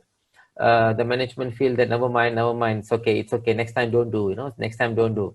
But they're still accepting the nonsense that is going on. That is also affecting the companies moving forward. And these are the companies going to end up in big cases. I'm talking about, because Section 17A, in a nutshell, I feel it's a bigger scale of corporate liability, housekeeping. I think all the key management and directors will be implicated personally. Exactly, it's a big level housekeeping. Yeah. I wanted to share a bit about the work we do in whistleblowing management as well. Some of our consultants has been managing the whistleblower hotlines, and we give training into whistleblower policies as well, because this was done for Japanese companies. Actually, these are subsidiaries of Tokyo listed stock exchange companies that has this whistleblower requirement. So to protect the whistleblowers, we maintain the confidentiality. You know, it is very difficult if the whistleblowing system says that the whistleblower has to report up to the management or directors, because the very people who could be involved in wrongdoing could be these people. So it's very important for, you know, third parties outside, lawyers or consultants outside, to manage the whistleblower hotline, to get the information and to protect their confidentiality. So this is what I think is some of the measures. And I'm glad that Dr. Bharat shared just now that from this sort of maybe confidential, without the name of the whistleblower being mentioned, the reports go up, and Dr. Bharat is called in to do a so-called, I don't want to use the word covert, but actually it's covert or undercover operations. Covert, right? Because we are licensed by KDN. Okay. So we can do, and it's acceptable, and all our reports are admissible in court. That's excellent. So that's where we are protected. Yeah, yeah. So I think for whistleblowers, we can protect them by making sure the third party outside consultants or lawyers manage the hotline, do the first reports and report outwards to management, and with the understanding, of course, under the policy to keep them confidential, keep their names confidential. Otherwise, they'll be targeted. So that is something that could be done to help them. Joy, any views on whistleblowing based on your experience working for the big bang here in Malaysia? It definitely is a very, very useful tool now at many levels. Number one is, I think the most important thing that what a whistleblowing hotline can do is you would want to find out what is wrong with your company yourself before you find out from the news or before the regulator comes and tell you, I want to investigate. If you have an effective or a good whistleblowing arrangement in place, it will really help detect all these non-compliances upfront. Because always remember that it is always better for you to find things out yourself and not let the regulator or let the internet tell you that something has gone wrong. So for Airbus, for Rolls-Royce, all this went out first, you see. Now, so it is very effective, and we generally also know that not only for ABC matters, when people can use their whistleblowing hotline for, it is also very useful in detecting fraud. So generally, in the industry, people always say that a half or more than half, some people believe, of internal frauds and all these internal issues are actually found out internally through effective whistleblowing hotlines. So they are very useful in detecting internal non-compliances. Yeah, which is also why the independence is important, because a lot of times all these whistleblowing reports come from people who are very close with the wrongdoer. Now, if they are very close with the wrongdoer, it is very difficult for them to whistleblow on, say, sometimes their peers or their one-up. So they will need a channel that is anonymous. So this is how a third party, as in a third party, an external party, can really come in, because you're reporting to an external party. Yeah, so the awareness is also very important. When people set up whistleblowing hotline, right? Sometimes the regulator will see it as a tick box. You just do it because all the banks are doing it. You just do it because everybody says you need to do it right now. So how do you then really prove that you are sincere in setting up a whistleblowing hotline? Is the internal communication is very important, and the accessibility. So basically, what a lot of to make it effective, company intranet, your whistleblowing channel should be one click away.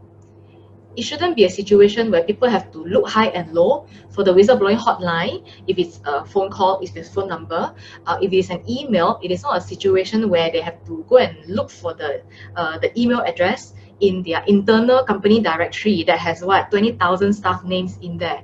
No, so it has to make it very accessible so that it's effective. Otherwise, it's just going to be a tool there. It's just going to be a fake channel. I mean, people might not think that it's effective. Yeah. Thank you, Joy. So tying back to the guidance on adequate procedures, would you agree that setting up a whistleblowing hotline and monitoring system will be an important part of monitoring compliance with Section 17A? Yes, this definitely is, Jeff. That's absolutely. I totally agree, because that really is provided for in the GAP, in the guidelines on adequate procedures. Yes. Okay, thank you, Joy. Thank you, Joy. I want to now maybe focus a bit more on what Dr. Bharat can share with us. This aspect of crisis management, when the investigation starts, how to manage the documents, what to say, what to do, and also the press writing bad things in the newspapers and social media, and people press calling up, asking for interviews and all that. So I'd like to ask Dr. Bharat to share from his experience how to crisis manage this sort of investigations, how to manage the press and the public relations and the reputation of the company. Yes. Over to you, Dr. Bharat. Okay, thanks, Jeff. During crisis management, the moment you say crisis management, the organization must accept wholeheartedly that they have a crisis. Malaysian companies have this denial attitude. You know, they will say nothing, everything okay, everything okay. So they need to accept. And then the most important fundamental thing in crisis management is continuous communication. So the companies must immediately come up with a crisis management committee involving all the key departments involved in that particular issue, if at all there's an issue. And then after that, there should be only one spokesperson. The spokesperson can be the company or a consulting company outside, a PR company or risk management company like us, like you, those we are operating outside, where outsiders outside consultant can see in a very without any feelings, without any emotions. So our observation will be more accurate, I would say. But also I would like to advise to Malaysian clients that don't look for foreign PR companies to come into the country. Yeah? We need to, the company that you're engaging to do PR or communicating matters to the public, to the press, should be a company should be Malaysian company, a company that understand what is batu pahat, as one mentioned. A consultant from overseas may not know what is batu pahat. You went to batu pahat, is it, Joy? You mentioned just now. Yeah, so we must understand, right? Sungai Kim Kim. Kim Kim is another typical example of information dissemination. So I would like to say that there are sometimes risk management become risk mismanagement also. You know, yeah, the way they end up blabbering things which they're not supposed to say. So and please make friends with press. Being friendly with press is very important, because they look for, you know, their ingredient, their bahan. In bahasa they call their bahan is information. So when you have constant communication with the media, they will also support you. They will be kind to you when they write. It depending on the spokesperson. The spokesperson must be important person in the crisis. He should be the only one speaking to the outside part. It can be government, it can be press, it can be authority, so that the command, the line of communication is very, very clear. And then the committee can come up with all the research, whatever information collection, so that, and then don't during crisis management, you don't use all kind of, you know, scientific words, because those who are reading are ordinary people. So it should be as layman term as possible, simple bahasa, simple. If you see a Malay crowd, a big Malay crowd, you must speak in bahasa. That will never happen. You bring foreigners here. I'm not against the foreign consultants. I'm talking about you understand things first. You want to go to sea, you understand the sea. So apart from the fish, you can also find your treasure. So risk has two things, you know. In every risk, there's an opportunity. So crisis management may also bring a very big benefit to the company in short period of time. Crisis is not like you asking me to buy a bigger car with a stronger seat belt, and then, you know, with all your airbag, 9 airbags, you know. So why we are having, because for our journey to become more smooth, that's why you spend money. So crisis management is part of risk management. Risk management like an umbrella. So crisis management is part of it. Constant communication, another part. Information collection should be another part. And then digesting and then make it into a simple, easy to understand language, another part. So this, if the company is unable to do, people like us should be called to handle that. I can assure you something that from our own experience, we have done it excellent. I'm sure you're doing the same, Jeff. I'm sure you're involved in this. We never had a single failure in this communication part. Thank you. But only thing that's saddening is sometimes they hire foreign consultant, they come and mess up things, and then we must go and clean up the whole thing before, you know, it's like wound care, you know, that we treat the wound, after that we build the skin. It's like that, you know. Yeah, thank you. Yeah. I'm trying to be as simple as possible so the audience will understand. So I don't want to go too technical, so that we understand. It's like a coffee shop discussion now, so that everybody understand what we are discussing now. Yeah. Yeah, thank you. I think it's very important to really use advisors who understand the Malaysian situation. Yeah, exactly. We have done cases before where I think the foreign PR consultants say that the situation in Malaysia has improved. And then we asked them, you know, what is the source of your information? Because based on what we see here in Malaysia every day, it has not improved. And they replied to say that the New Straits Times was giving good reports. You know, I mean, to us in Malaysia, there is no source of reliable news for certain cases, certain situations.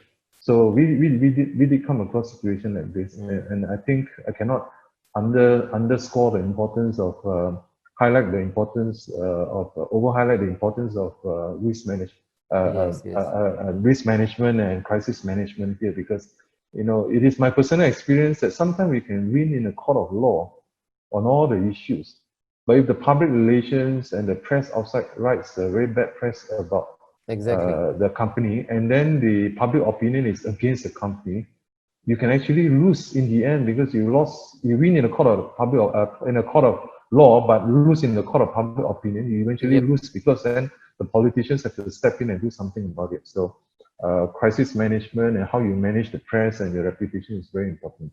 Yeah. Anything else to add, Dr. Bharat and Joy, on this aspect? I would like to add that when it comes to managing information, if a press is communicating, start approaching the organization for information, communicate with them immediately. Appoint a person, communicate with them, because there are two types of information. What they think is right, another one more is what is actually right. So until and unless you communicate, the press will never know what is actually right.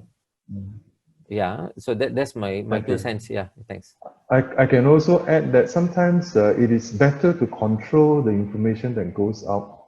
So especially when you have internal investigations going on, and before the bribery case or corruption case breaks the news, sometimes it is good for the company itself to do a press conference, call all the friendly press people that they already know and have regularly talked to give the news to them in the best way, by putting the best foot forward to explain to them what happened and the mitigations, the correction measures that you have taken to try and preserve the reputation of the company.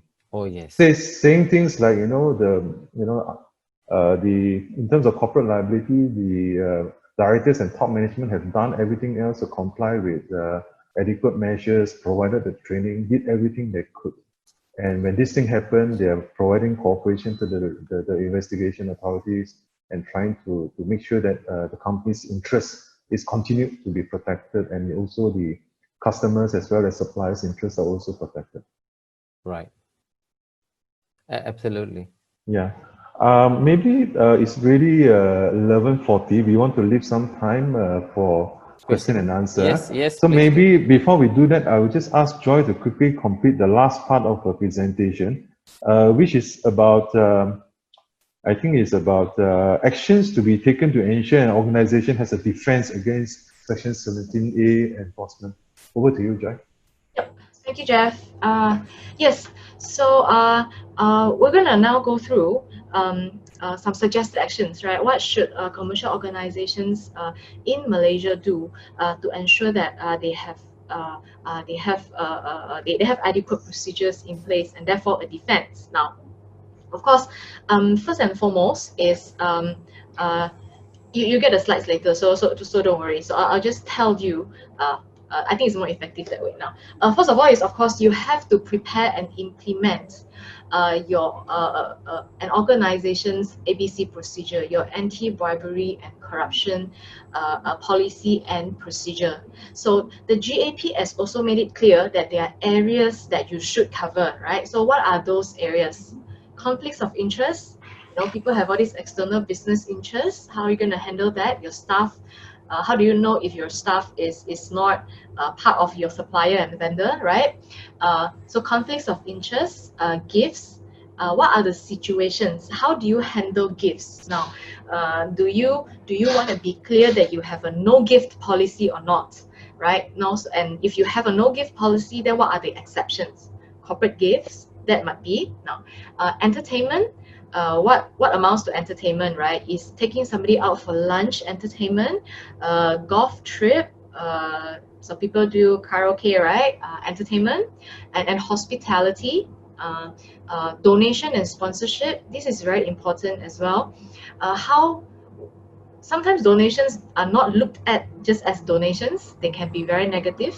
Sponsorship, financial and non-financial controls, record keeping is very important because investigation always goes back to years before, and due diligence on third parties before engaging them, and whistleblowing. So the GAP has made clear that the company must have policies and procedures on these major aspects because these are basically the high-risk areas, right? So I'm just going to repeat. Conflict of interest, gifts and entertainment, hospitality and travel, donations and sponsorship, financial and non-financial controls, record keeping, and third-party due diligence, and lastly, whistleblowing. There must be policies on all these aspects for a company if you want to have an adequate defense. And then the next thing is the communication. Not only internally you have to make sure that your staff knows what is the company's stand, what is the company's position. Do I take gifts? Do I give gifts? What should I do if I'm approached? What should I do if somebody asks me, right, for bribes? Or what should I do, right? So another thing is also, other than the internal one, and we talk about effectively, if it has to be conducted in a different language, that should be done. Yesterday we just did one in BM, we did one in Chinese as well, because that was the language, that were the languages that the people on the ground would understand. That's why we did it for our clients. Now, and not only internal, you should also communicate to your external parties. How do your third parties know what is your stand, right? You don't want a situation where the third party does something funny, and then just because it was done so-called in relation to their contract with you, meaning they're doing something for you, in the course of doing that, they gave bribes, and then what if they come out and allege that they asked me to do it, they authorized me to do it? How are you going to deal with that? So you need to communicate your policy, you need to communicate what is your stand, not only internally, but also to your external parties, because that will really help create a defense for you, for your company. And of course, like we mentioned, you need to have a whistleblowing channel, because it is part of what the GAP says, whistleblowing channel. And then when it comes to the internal management, today, yes, we can help you draft a really nice policy in place. We can help you set the tone. We give training for you. We help you communicate the importance. Yes, but moving forward, how? When your company is back to the, in your normal day-to-day operation, what is your framework? What is your risk management person in charge, right? You need to have a proper department or function, or a person, if the organization is small, that is in charge of the overall implementation and the day-to-day operation when it comes to anti-bribery and corruption. Because you cannot have a situation where you do all the rollout, and then when staff has questioned, they don't know where to go, they don't know who to ask, right? So you have to set up that internal structure as well, so that whatever we do for you, policy, training, they all will be effective moving forward. And of course, one of, like Dr. Bar has mentioned as well, is the risk assessment. The GAP also made clear that a company should do a thorough, overall, detailed risk assessment. The minimum is once every 3 years. Once every 3 years, a company must do a thorough internal risk assessment. It can be done internally. You can engage an external consultant. That's up to the company's decision. So from the assessment, the next thing to do is it has to flow into processes.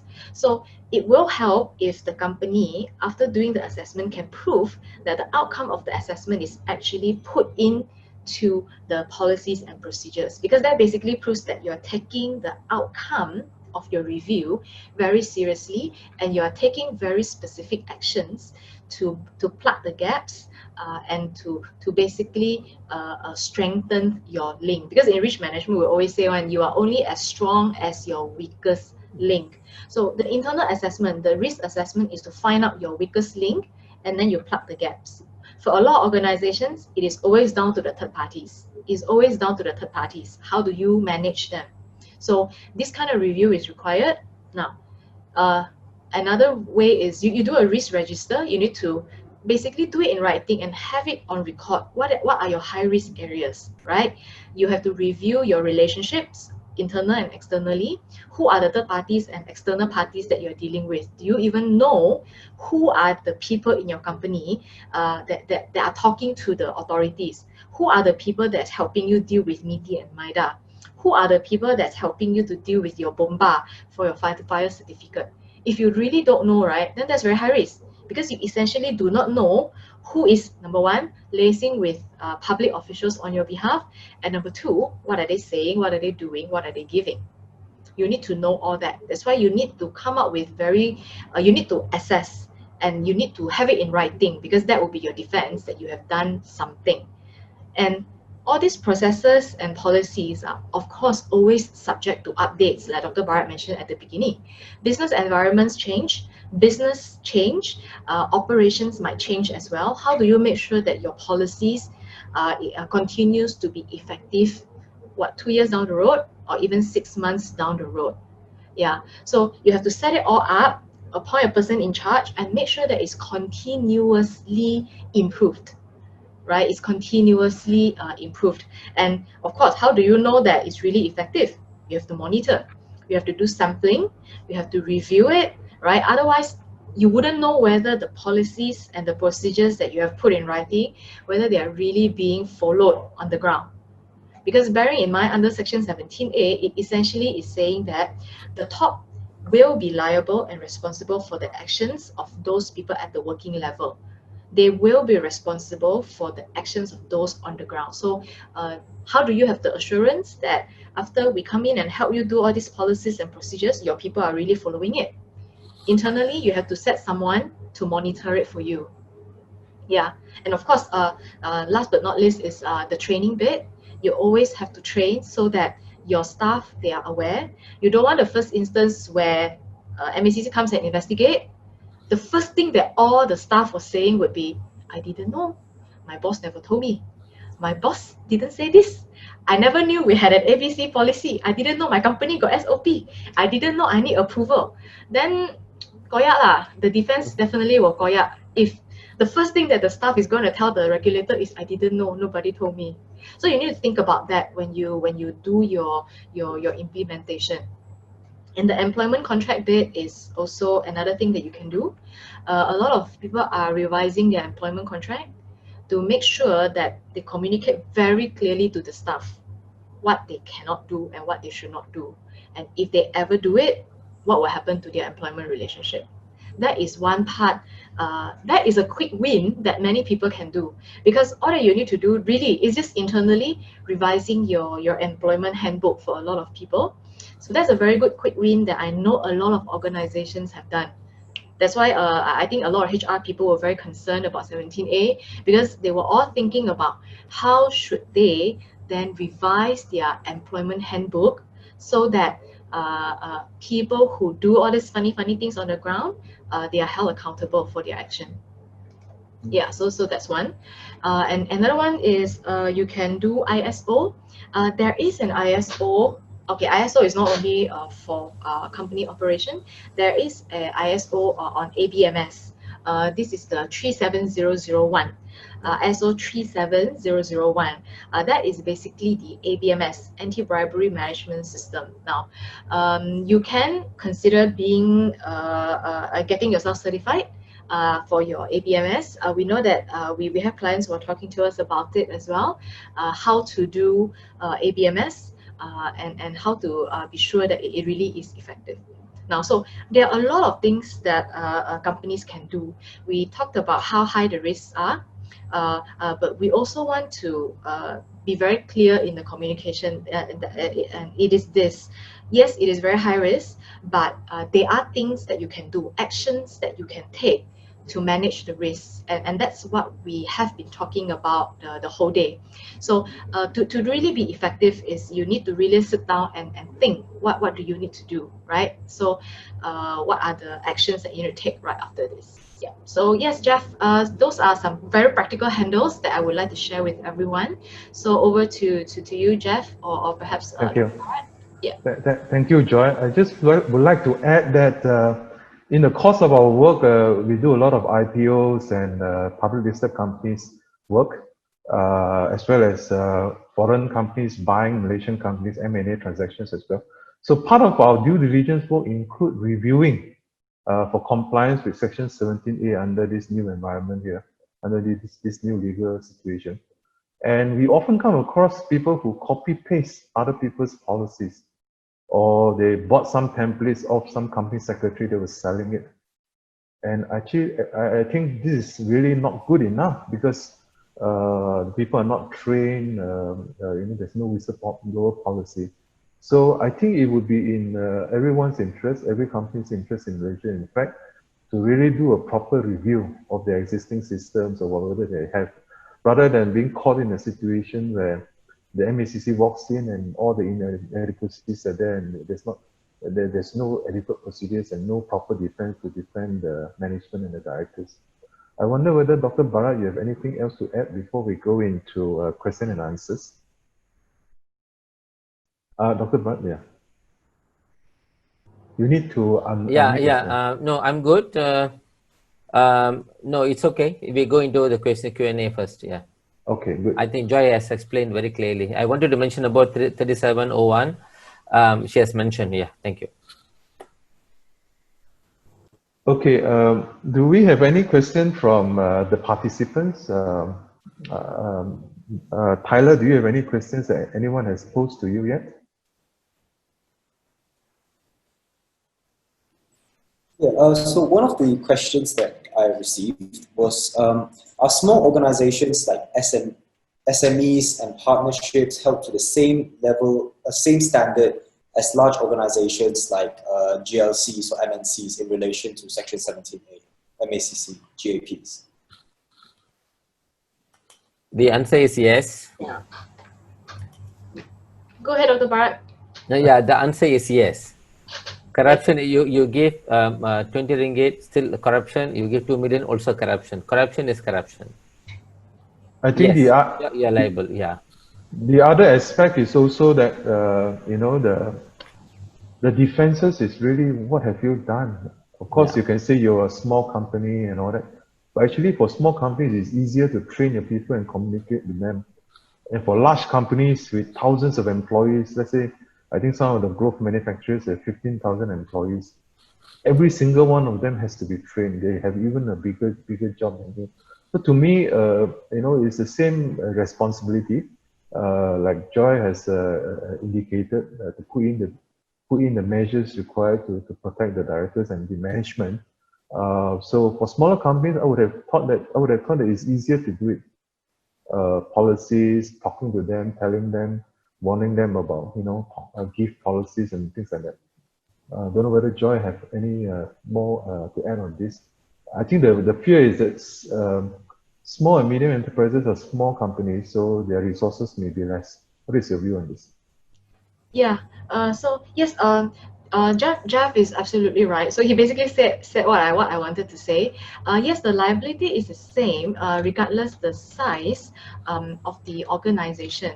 Now, however, when it comes to adequate procedure, the principle under the law is the regulator will always look at the complexity and the specific circumstances. So they have made it very clear in the GAP and also in Section 17A itself that it is never about one size fits all. It's about for your size of this for the organization of this size, for this industry, for this kind of environment, what is the reasonable action?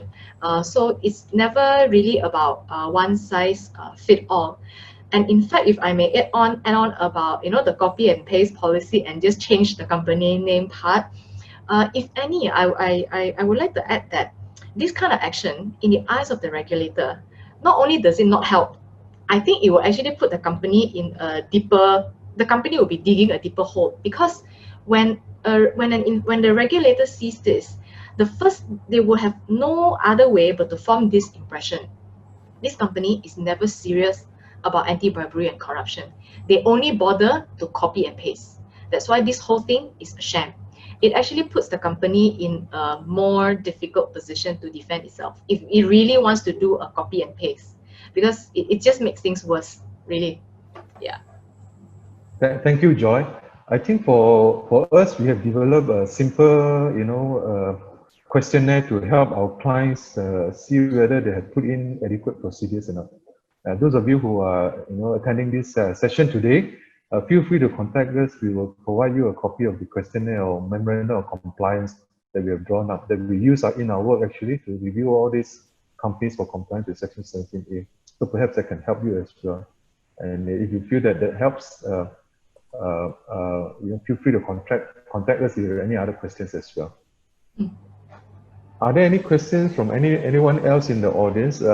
Dr. Bharat is here. He's one of the leading investigators and risk management experts in this country with so much experience. So, I am learning new things from him as well, even though I'm a lawyer many years. But in this aspect, I think anti-bribery and corruption, with the new corporate liability laws, the risk is significantly higher for top management and directors.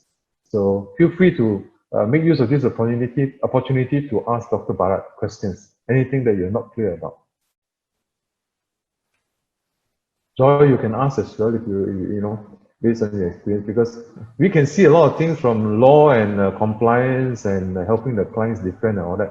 But Dr. Bharat is actually out in the streets. He's having a lot of street smart and know a lot of things outside that lawyers, are always kept in the dark by all these people who are committing, offenses out there. I think Dr. Bharat will have a very good handle on what goes on in the outside world. You feel free, Dr. Bharat, to share your insights as well. Well, yes, we wait for questions. Companies are open for risk. You don't handle your risk, you cannot grow in your business. So risk management should be an integral part of any organizational development. Yeah, it's like you fix the brake for your car. I've asked this question to many people, but not a single person has answered this correctly. Why we have brake in the car? People always answer that for you to press the brake. I said no. You have brake, only then you have confidence to take the speed. You take speed because you only take speed because you know that you have a brake in the car. So risk management is like a brake in the steering system, where it need to be an integral part of any organizational moving forward, organizational success, because the way you handle your risk will determine your moving forward. And MACC has come up with this Section 17A, not to go hunt for those who are making mistakes and to put them in jail, for them to give you a very big warning for you to do your housekeeping. Keep your house clean so that you're not vulnerable, you're not posting an effect to your employees for future. You look after your organization so that your organization can grow without much disturbance from internally as well as externally. Today's threat is very high inside. Your company pose big risk from your internal staff. I would say 85% today's company's failure is due to internal staff, not external. Gone are the days, 20 years back, external will be always pose an attack to the company, but internal is the biggest threat. So your own organization, the people working for your own organization should understand that you're very where you stand in the subject matter. The person sitting beside you, the person sitting behind you should clearly know where you stand in the matter, in the subject matter. That's the reason. The moment you go to that level, then you are in a good organization, because you are safe in the organization. The organization won't put you in trouble, or you won't put your organization in trouble. You know what the do and the don'ts, how to go about your daily routine work. And every time you undergo this, you eventually, there are going to be some policies where companies have asked, especially foreign companies operating in Malaysia, have asked about your risk management practices. Even listed companies are required to give a risk management report nowadays. But the risk management report, from my own observation, going towards financial risk rather than operational and strategic risk. Companies' failure due to financial risk only 15%. Companies' failure due to strategic risk, which is a top management decision, the appetite of top management, posting a very big threat of almost 70% of companies' failures today. But the moment company going bad, the people blame finance. No, actually the top management decision based on all those happenings around us. So with these adequate measures is part of risk management. And when you have this in place, you know that you are moving forward in a very comfortable manner, and your journey towards success is it'll be full of fun and enjoying. This is my point, yeah, to finalize this, yeah. Okay, I promise you I'll ask you a question just now, Yes, Dr. Bharat. Yeah. On this section, this special COVID-19 situation that we are in, yeah. We're all forced to do things in a new way. Do you see any special risks arising from this situation in relation to what we're talking about? Yeah, I envisage that the risk will grow. Lesser resources, the economy is still not strong yet. We need at least 2 to 3 years for the economy to back in track. A lot of people with very less money, less resources outside will definitely involve. Even now, the crime rate is growing, I believe. I think what you're saying, Dr. Bharat, is that because of pay cuts and people losing jobs and all that, family members losing their income, there might be people more willing to take risks by taking bribes. They need more money. They need to recover. They need to cover back whatever they've lost. They want some businesses very desperately. Post-COVID, they want to build back the business, so they don't mind giving more compared to last time. Maybe last time 5%. Now they're willing to give. I was told by one incident recently 30%. 30%. That's your profit, you know. That means then I can imagine the quality of work that you're going to give.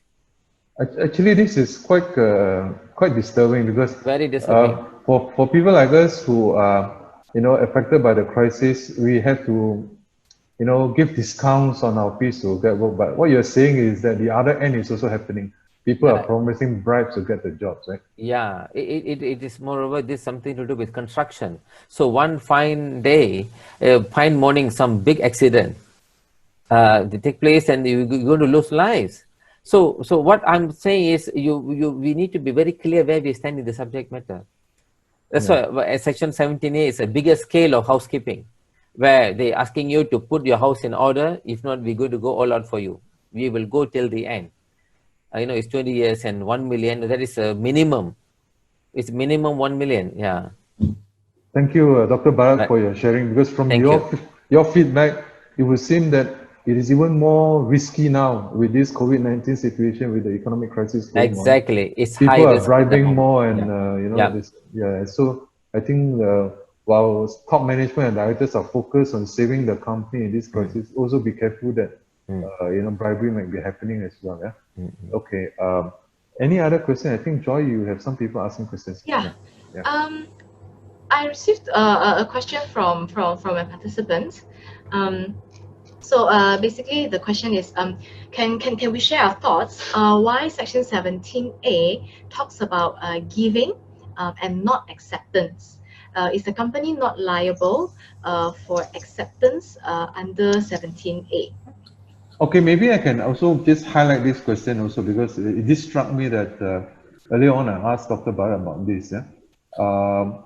Now, for example, if you are a company and your staff is in charge of procurement, so you have other employees highlighting, why is he driving all these expensive cars? Why is he only favoring this particular supplier, right? And true enough, MACC investigates that supplier. And of course, investigating the supplier, they will contact you to take all your documents. Dr. Bharat, what is your view on this and how to handle it? This is where I ask a question. From the giver side, the company that has an employee giving has a different level of stress. And the company with the employee on the receiving side, the company is not receiving it.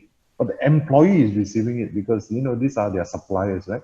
And in fact, the company is being harmed because they're paying for things that are more expensive because their procurement manager is taking bribes and, you know, not managing the procurement properly.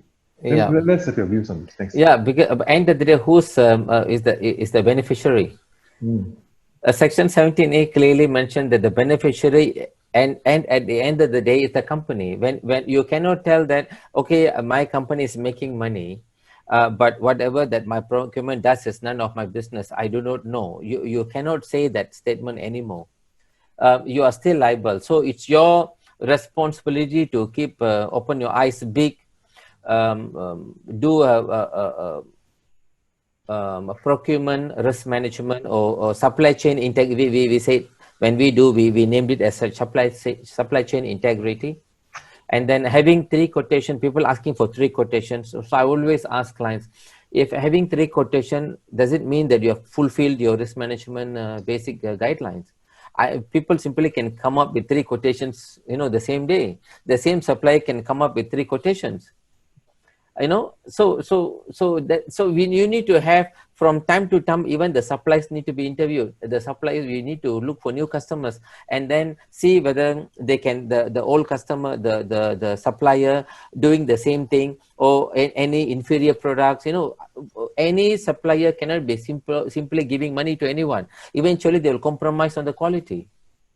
I agree with you, Dr. Bharat, to the extent that, you know, in terms of reputation management, in terms of maintaining integrity and all that, procurement, all those has to be properly trained.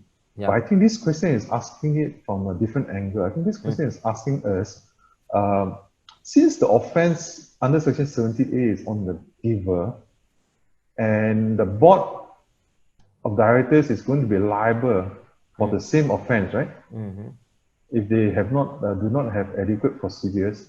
So for the person for the company whose staff is illegally taking bribes, the offense is not on taking it, on giving. So it's really one-sided. It's on the supplier side, board of directors, that their employee is giving and therefore they're responsible. What do you think, Joy?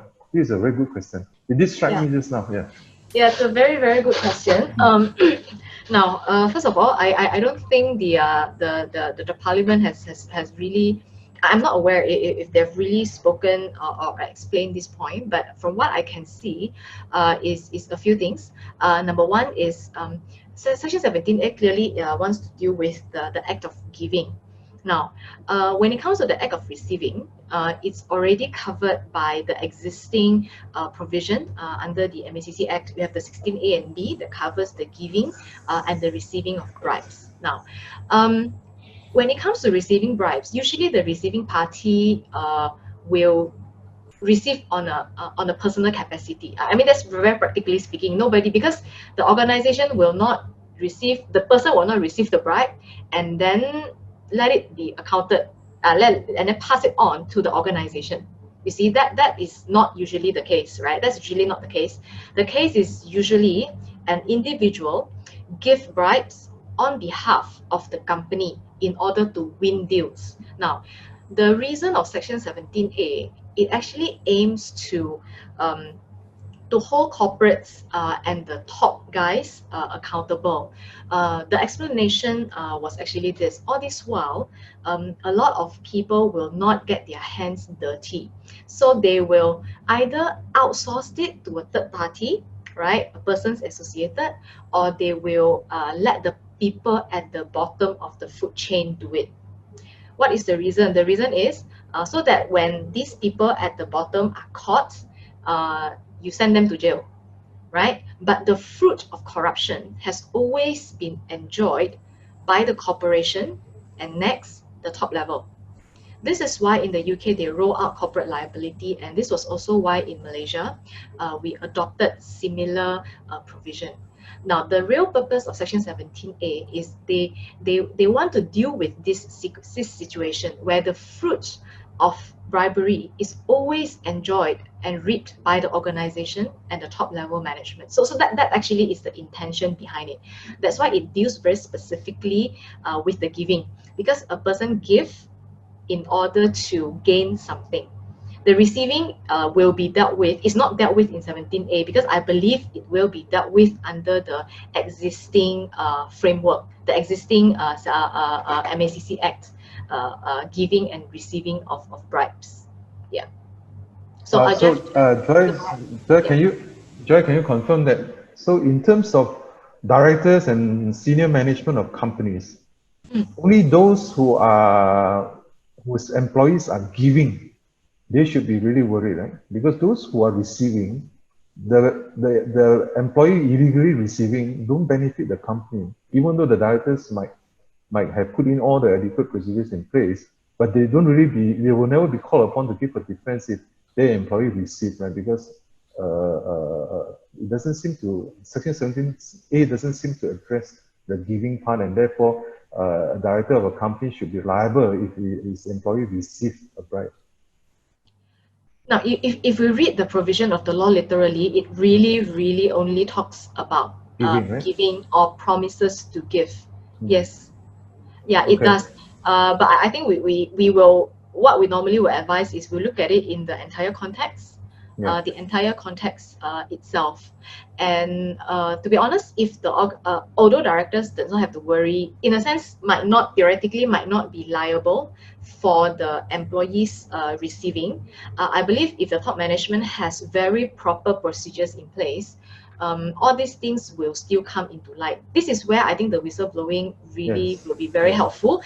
If companies still want to deal with that, still wants to deal with the receiving, and bear in mind, depending on the position of the employees or even other people, there are other legal principles as well, fiduciary duty, you know, and if it is a fellow high-level director that's doing it, these are also all the other legal obligations that are already in place that will hold people accountable, not only 17A itself.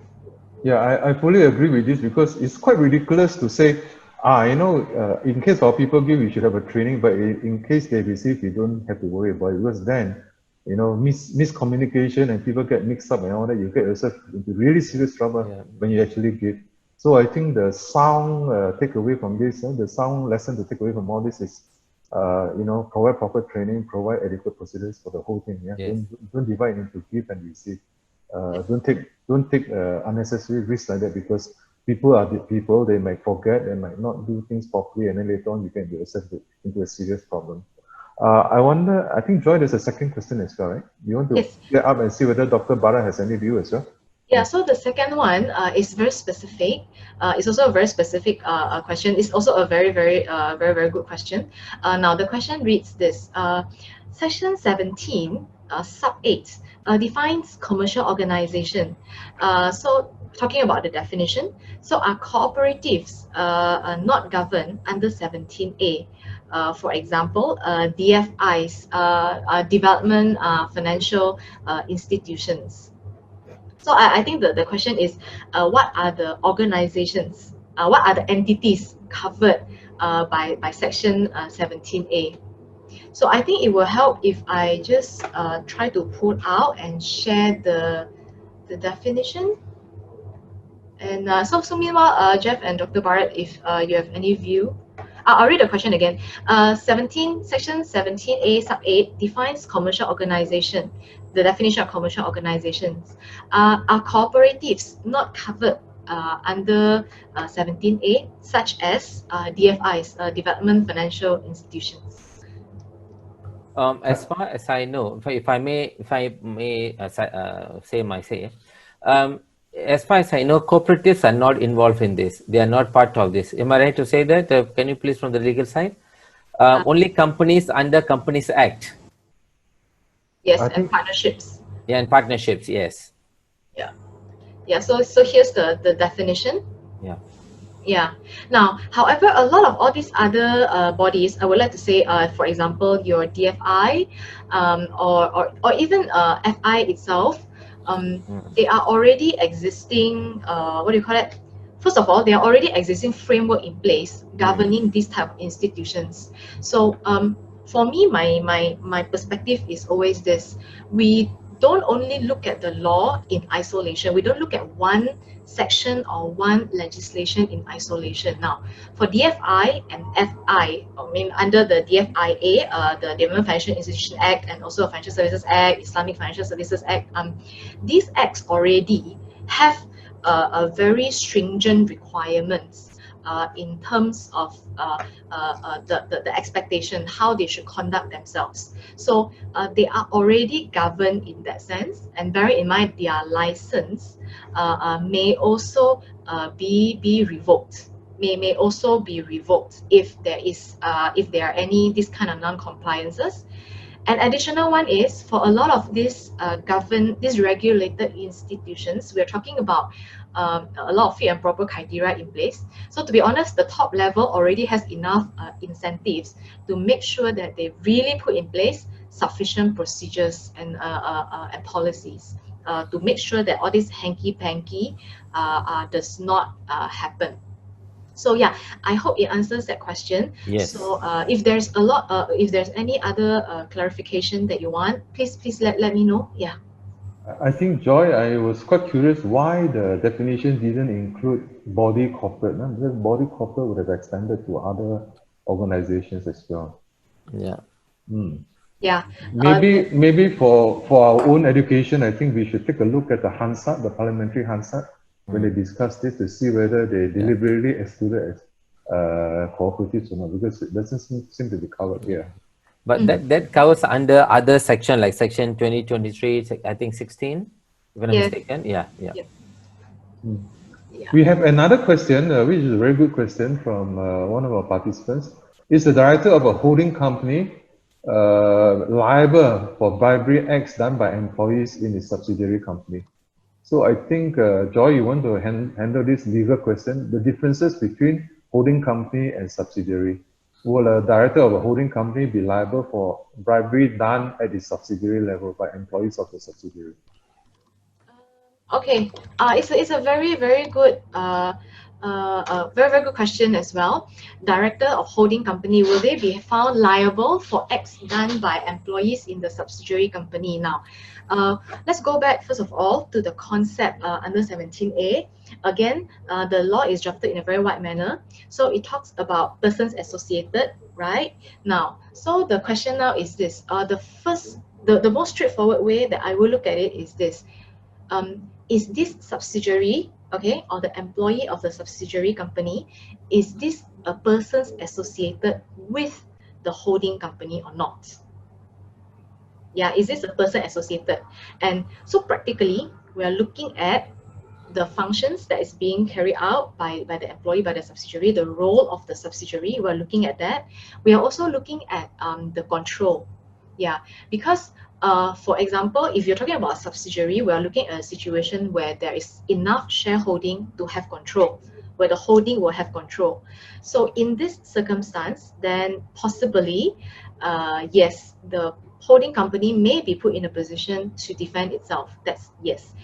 If it is not a subsidiary, meaning if it's just like a 5% or 10% shareholding, then the question will move towards the investigation direction. I suspect will move towards, despite the low shareholding, the amount of control. What kind of control does the parent, does the holding company have towards the subsidiary? Now, we actually have a case that is very interesting. It's actually in the UK, where this is a case of XYZ Limited. Basically, it is a case where the holding co bought over the subsidiary, and then this is an M&A. After the taking over, ABC, the parent, found out that something is not right with the subsidiary, and actually started investigating its own subsidiary, and then decided to report to the SFO. It resulted in a DPA, a deferred prosecution agreement as well. And in that judgment, it actually talks about the judgment actually did discuss the role of the holding company. I actually have it on. It's actually one of the cases that we usually use for our education. I mean, for our presentation. So in this case, the judgment, the SFO actually said this. they actually considered the role of the parent company, and it did say this as well. It says that if, wait, let me show you the, I mean, let's just give me a few seconds, because I believe it's very helpful for us to show what do they expect the parent co to have. While Joy look for the case, I think it's very important to get this clear, because I think many directors of holding companies will basically, if they can get away with it, say, oh, I don't know what happens in the subsidiary. After all, I'm not the top level management and director of the subsidiary, and therefore not responsible for bribery by the subsidiary. I think this case, Joy, that's showing, is going to explain to you why, even though you're not a top level management or director of the subsidiary where the bribery took place, but still the definition of associated persons will come in, right? So over to you, Joy. Yeah. Yes, that's right. That's right. So yes, this is the case law, SFO against XYZ Limited. Now, ABC was the parent co. So it basically says this: ABC was entirely ignorant of what had been happening, okay, and its conduct. The moment it realized that, right, they basically started their own investigation, like I mentioned. So now, so here's the essential part: its conduct, when it has intimation of the facts, has been beyond reproach. Its behavior, the parent co's behavior, has been an important feature for the case to be resolved. Now, the judge actually say this as well. For corporate liability, the owners will pass. Basically, they will put the burden on the parent company to establish defense, meaning the defense of adequate procedure, to prevent associated persons from undertaking bribery. In other words, yes, potentially speaking, a holding company may be put in a position to prove that it has done, whether to prove that it has done enough to prevent bribery acts by its associated persons, by its subsidiary. Yeah, so this is in the judgment itself. I actually I got it down verbatim. A pre-existing plan to use a subsidiary for corrupt acts will be a seriously aggravating feature. So in the UK, at the very least, we already have a case saying that yes, they will hold the parent company liable. I think using the meaning of associated person, yeah? Yes, correct, Yes, under the meaning associated persons. Yes. That's an excellent question, and I hope if any of you who have any other questions, feel free to ask. We have 5 minutes of remaining time.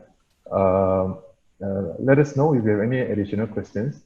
And even after this session, if you continue to have questions, feel free to reach out to us. We are quite happy to answer them, and also make these slides available to you as well for your benefit. Any other question?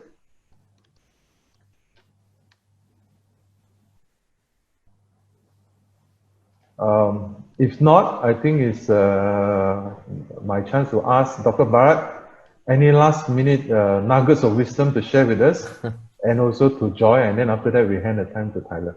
Over to you, Bharat. Yeah. Oh, yes. So as what section 17A mentioned, very, very clearly that the management, the top management can never say no, that they don't know what's happening at the ground level. It's very important for them to go and put their hands and eyes everywhere to ensure, so that they come up with a very clear plan, policies. As I want to say, that you need to ensure that you have a clear, you need to understand your organization, and then you plan, organize, and also implement the adequate procedure so that you are protected at all times. That's my say. Thank you. Thank you, Bharat. Joy, last words? Last words? Please take this very seriously. Yeah. Okay. Yes. Yes. Please take this very, very seriously, and please do not copy and paste. It doesn't help at all. Yeah. Yes. Okay. Thank you. Over to you, Tyler. All right. I would like to thank everyone for coming to this seminar today. I would also like to thank Dr. Bharat, Jeff Leong, and Joy for hosting and preparing all these wonderful materials to share with all of us today. And just before we leave, we would like to launch a quick survey on what our audience think of today's seminar. And we really appreciate it if you could just spend a minute or two of your time just to fill out this survey so we could understand and improve further on our seminars in the future. And once that is done, we hope that you have a great rest of your day, and we thank you for coming, and we look forward to seeing you soon in our future seminars. All right, thanks.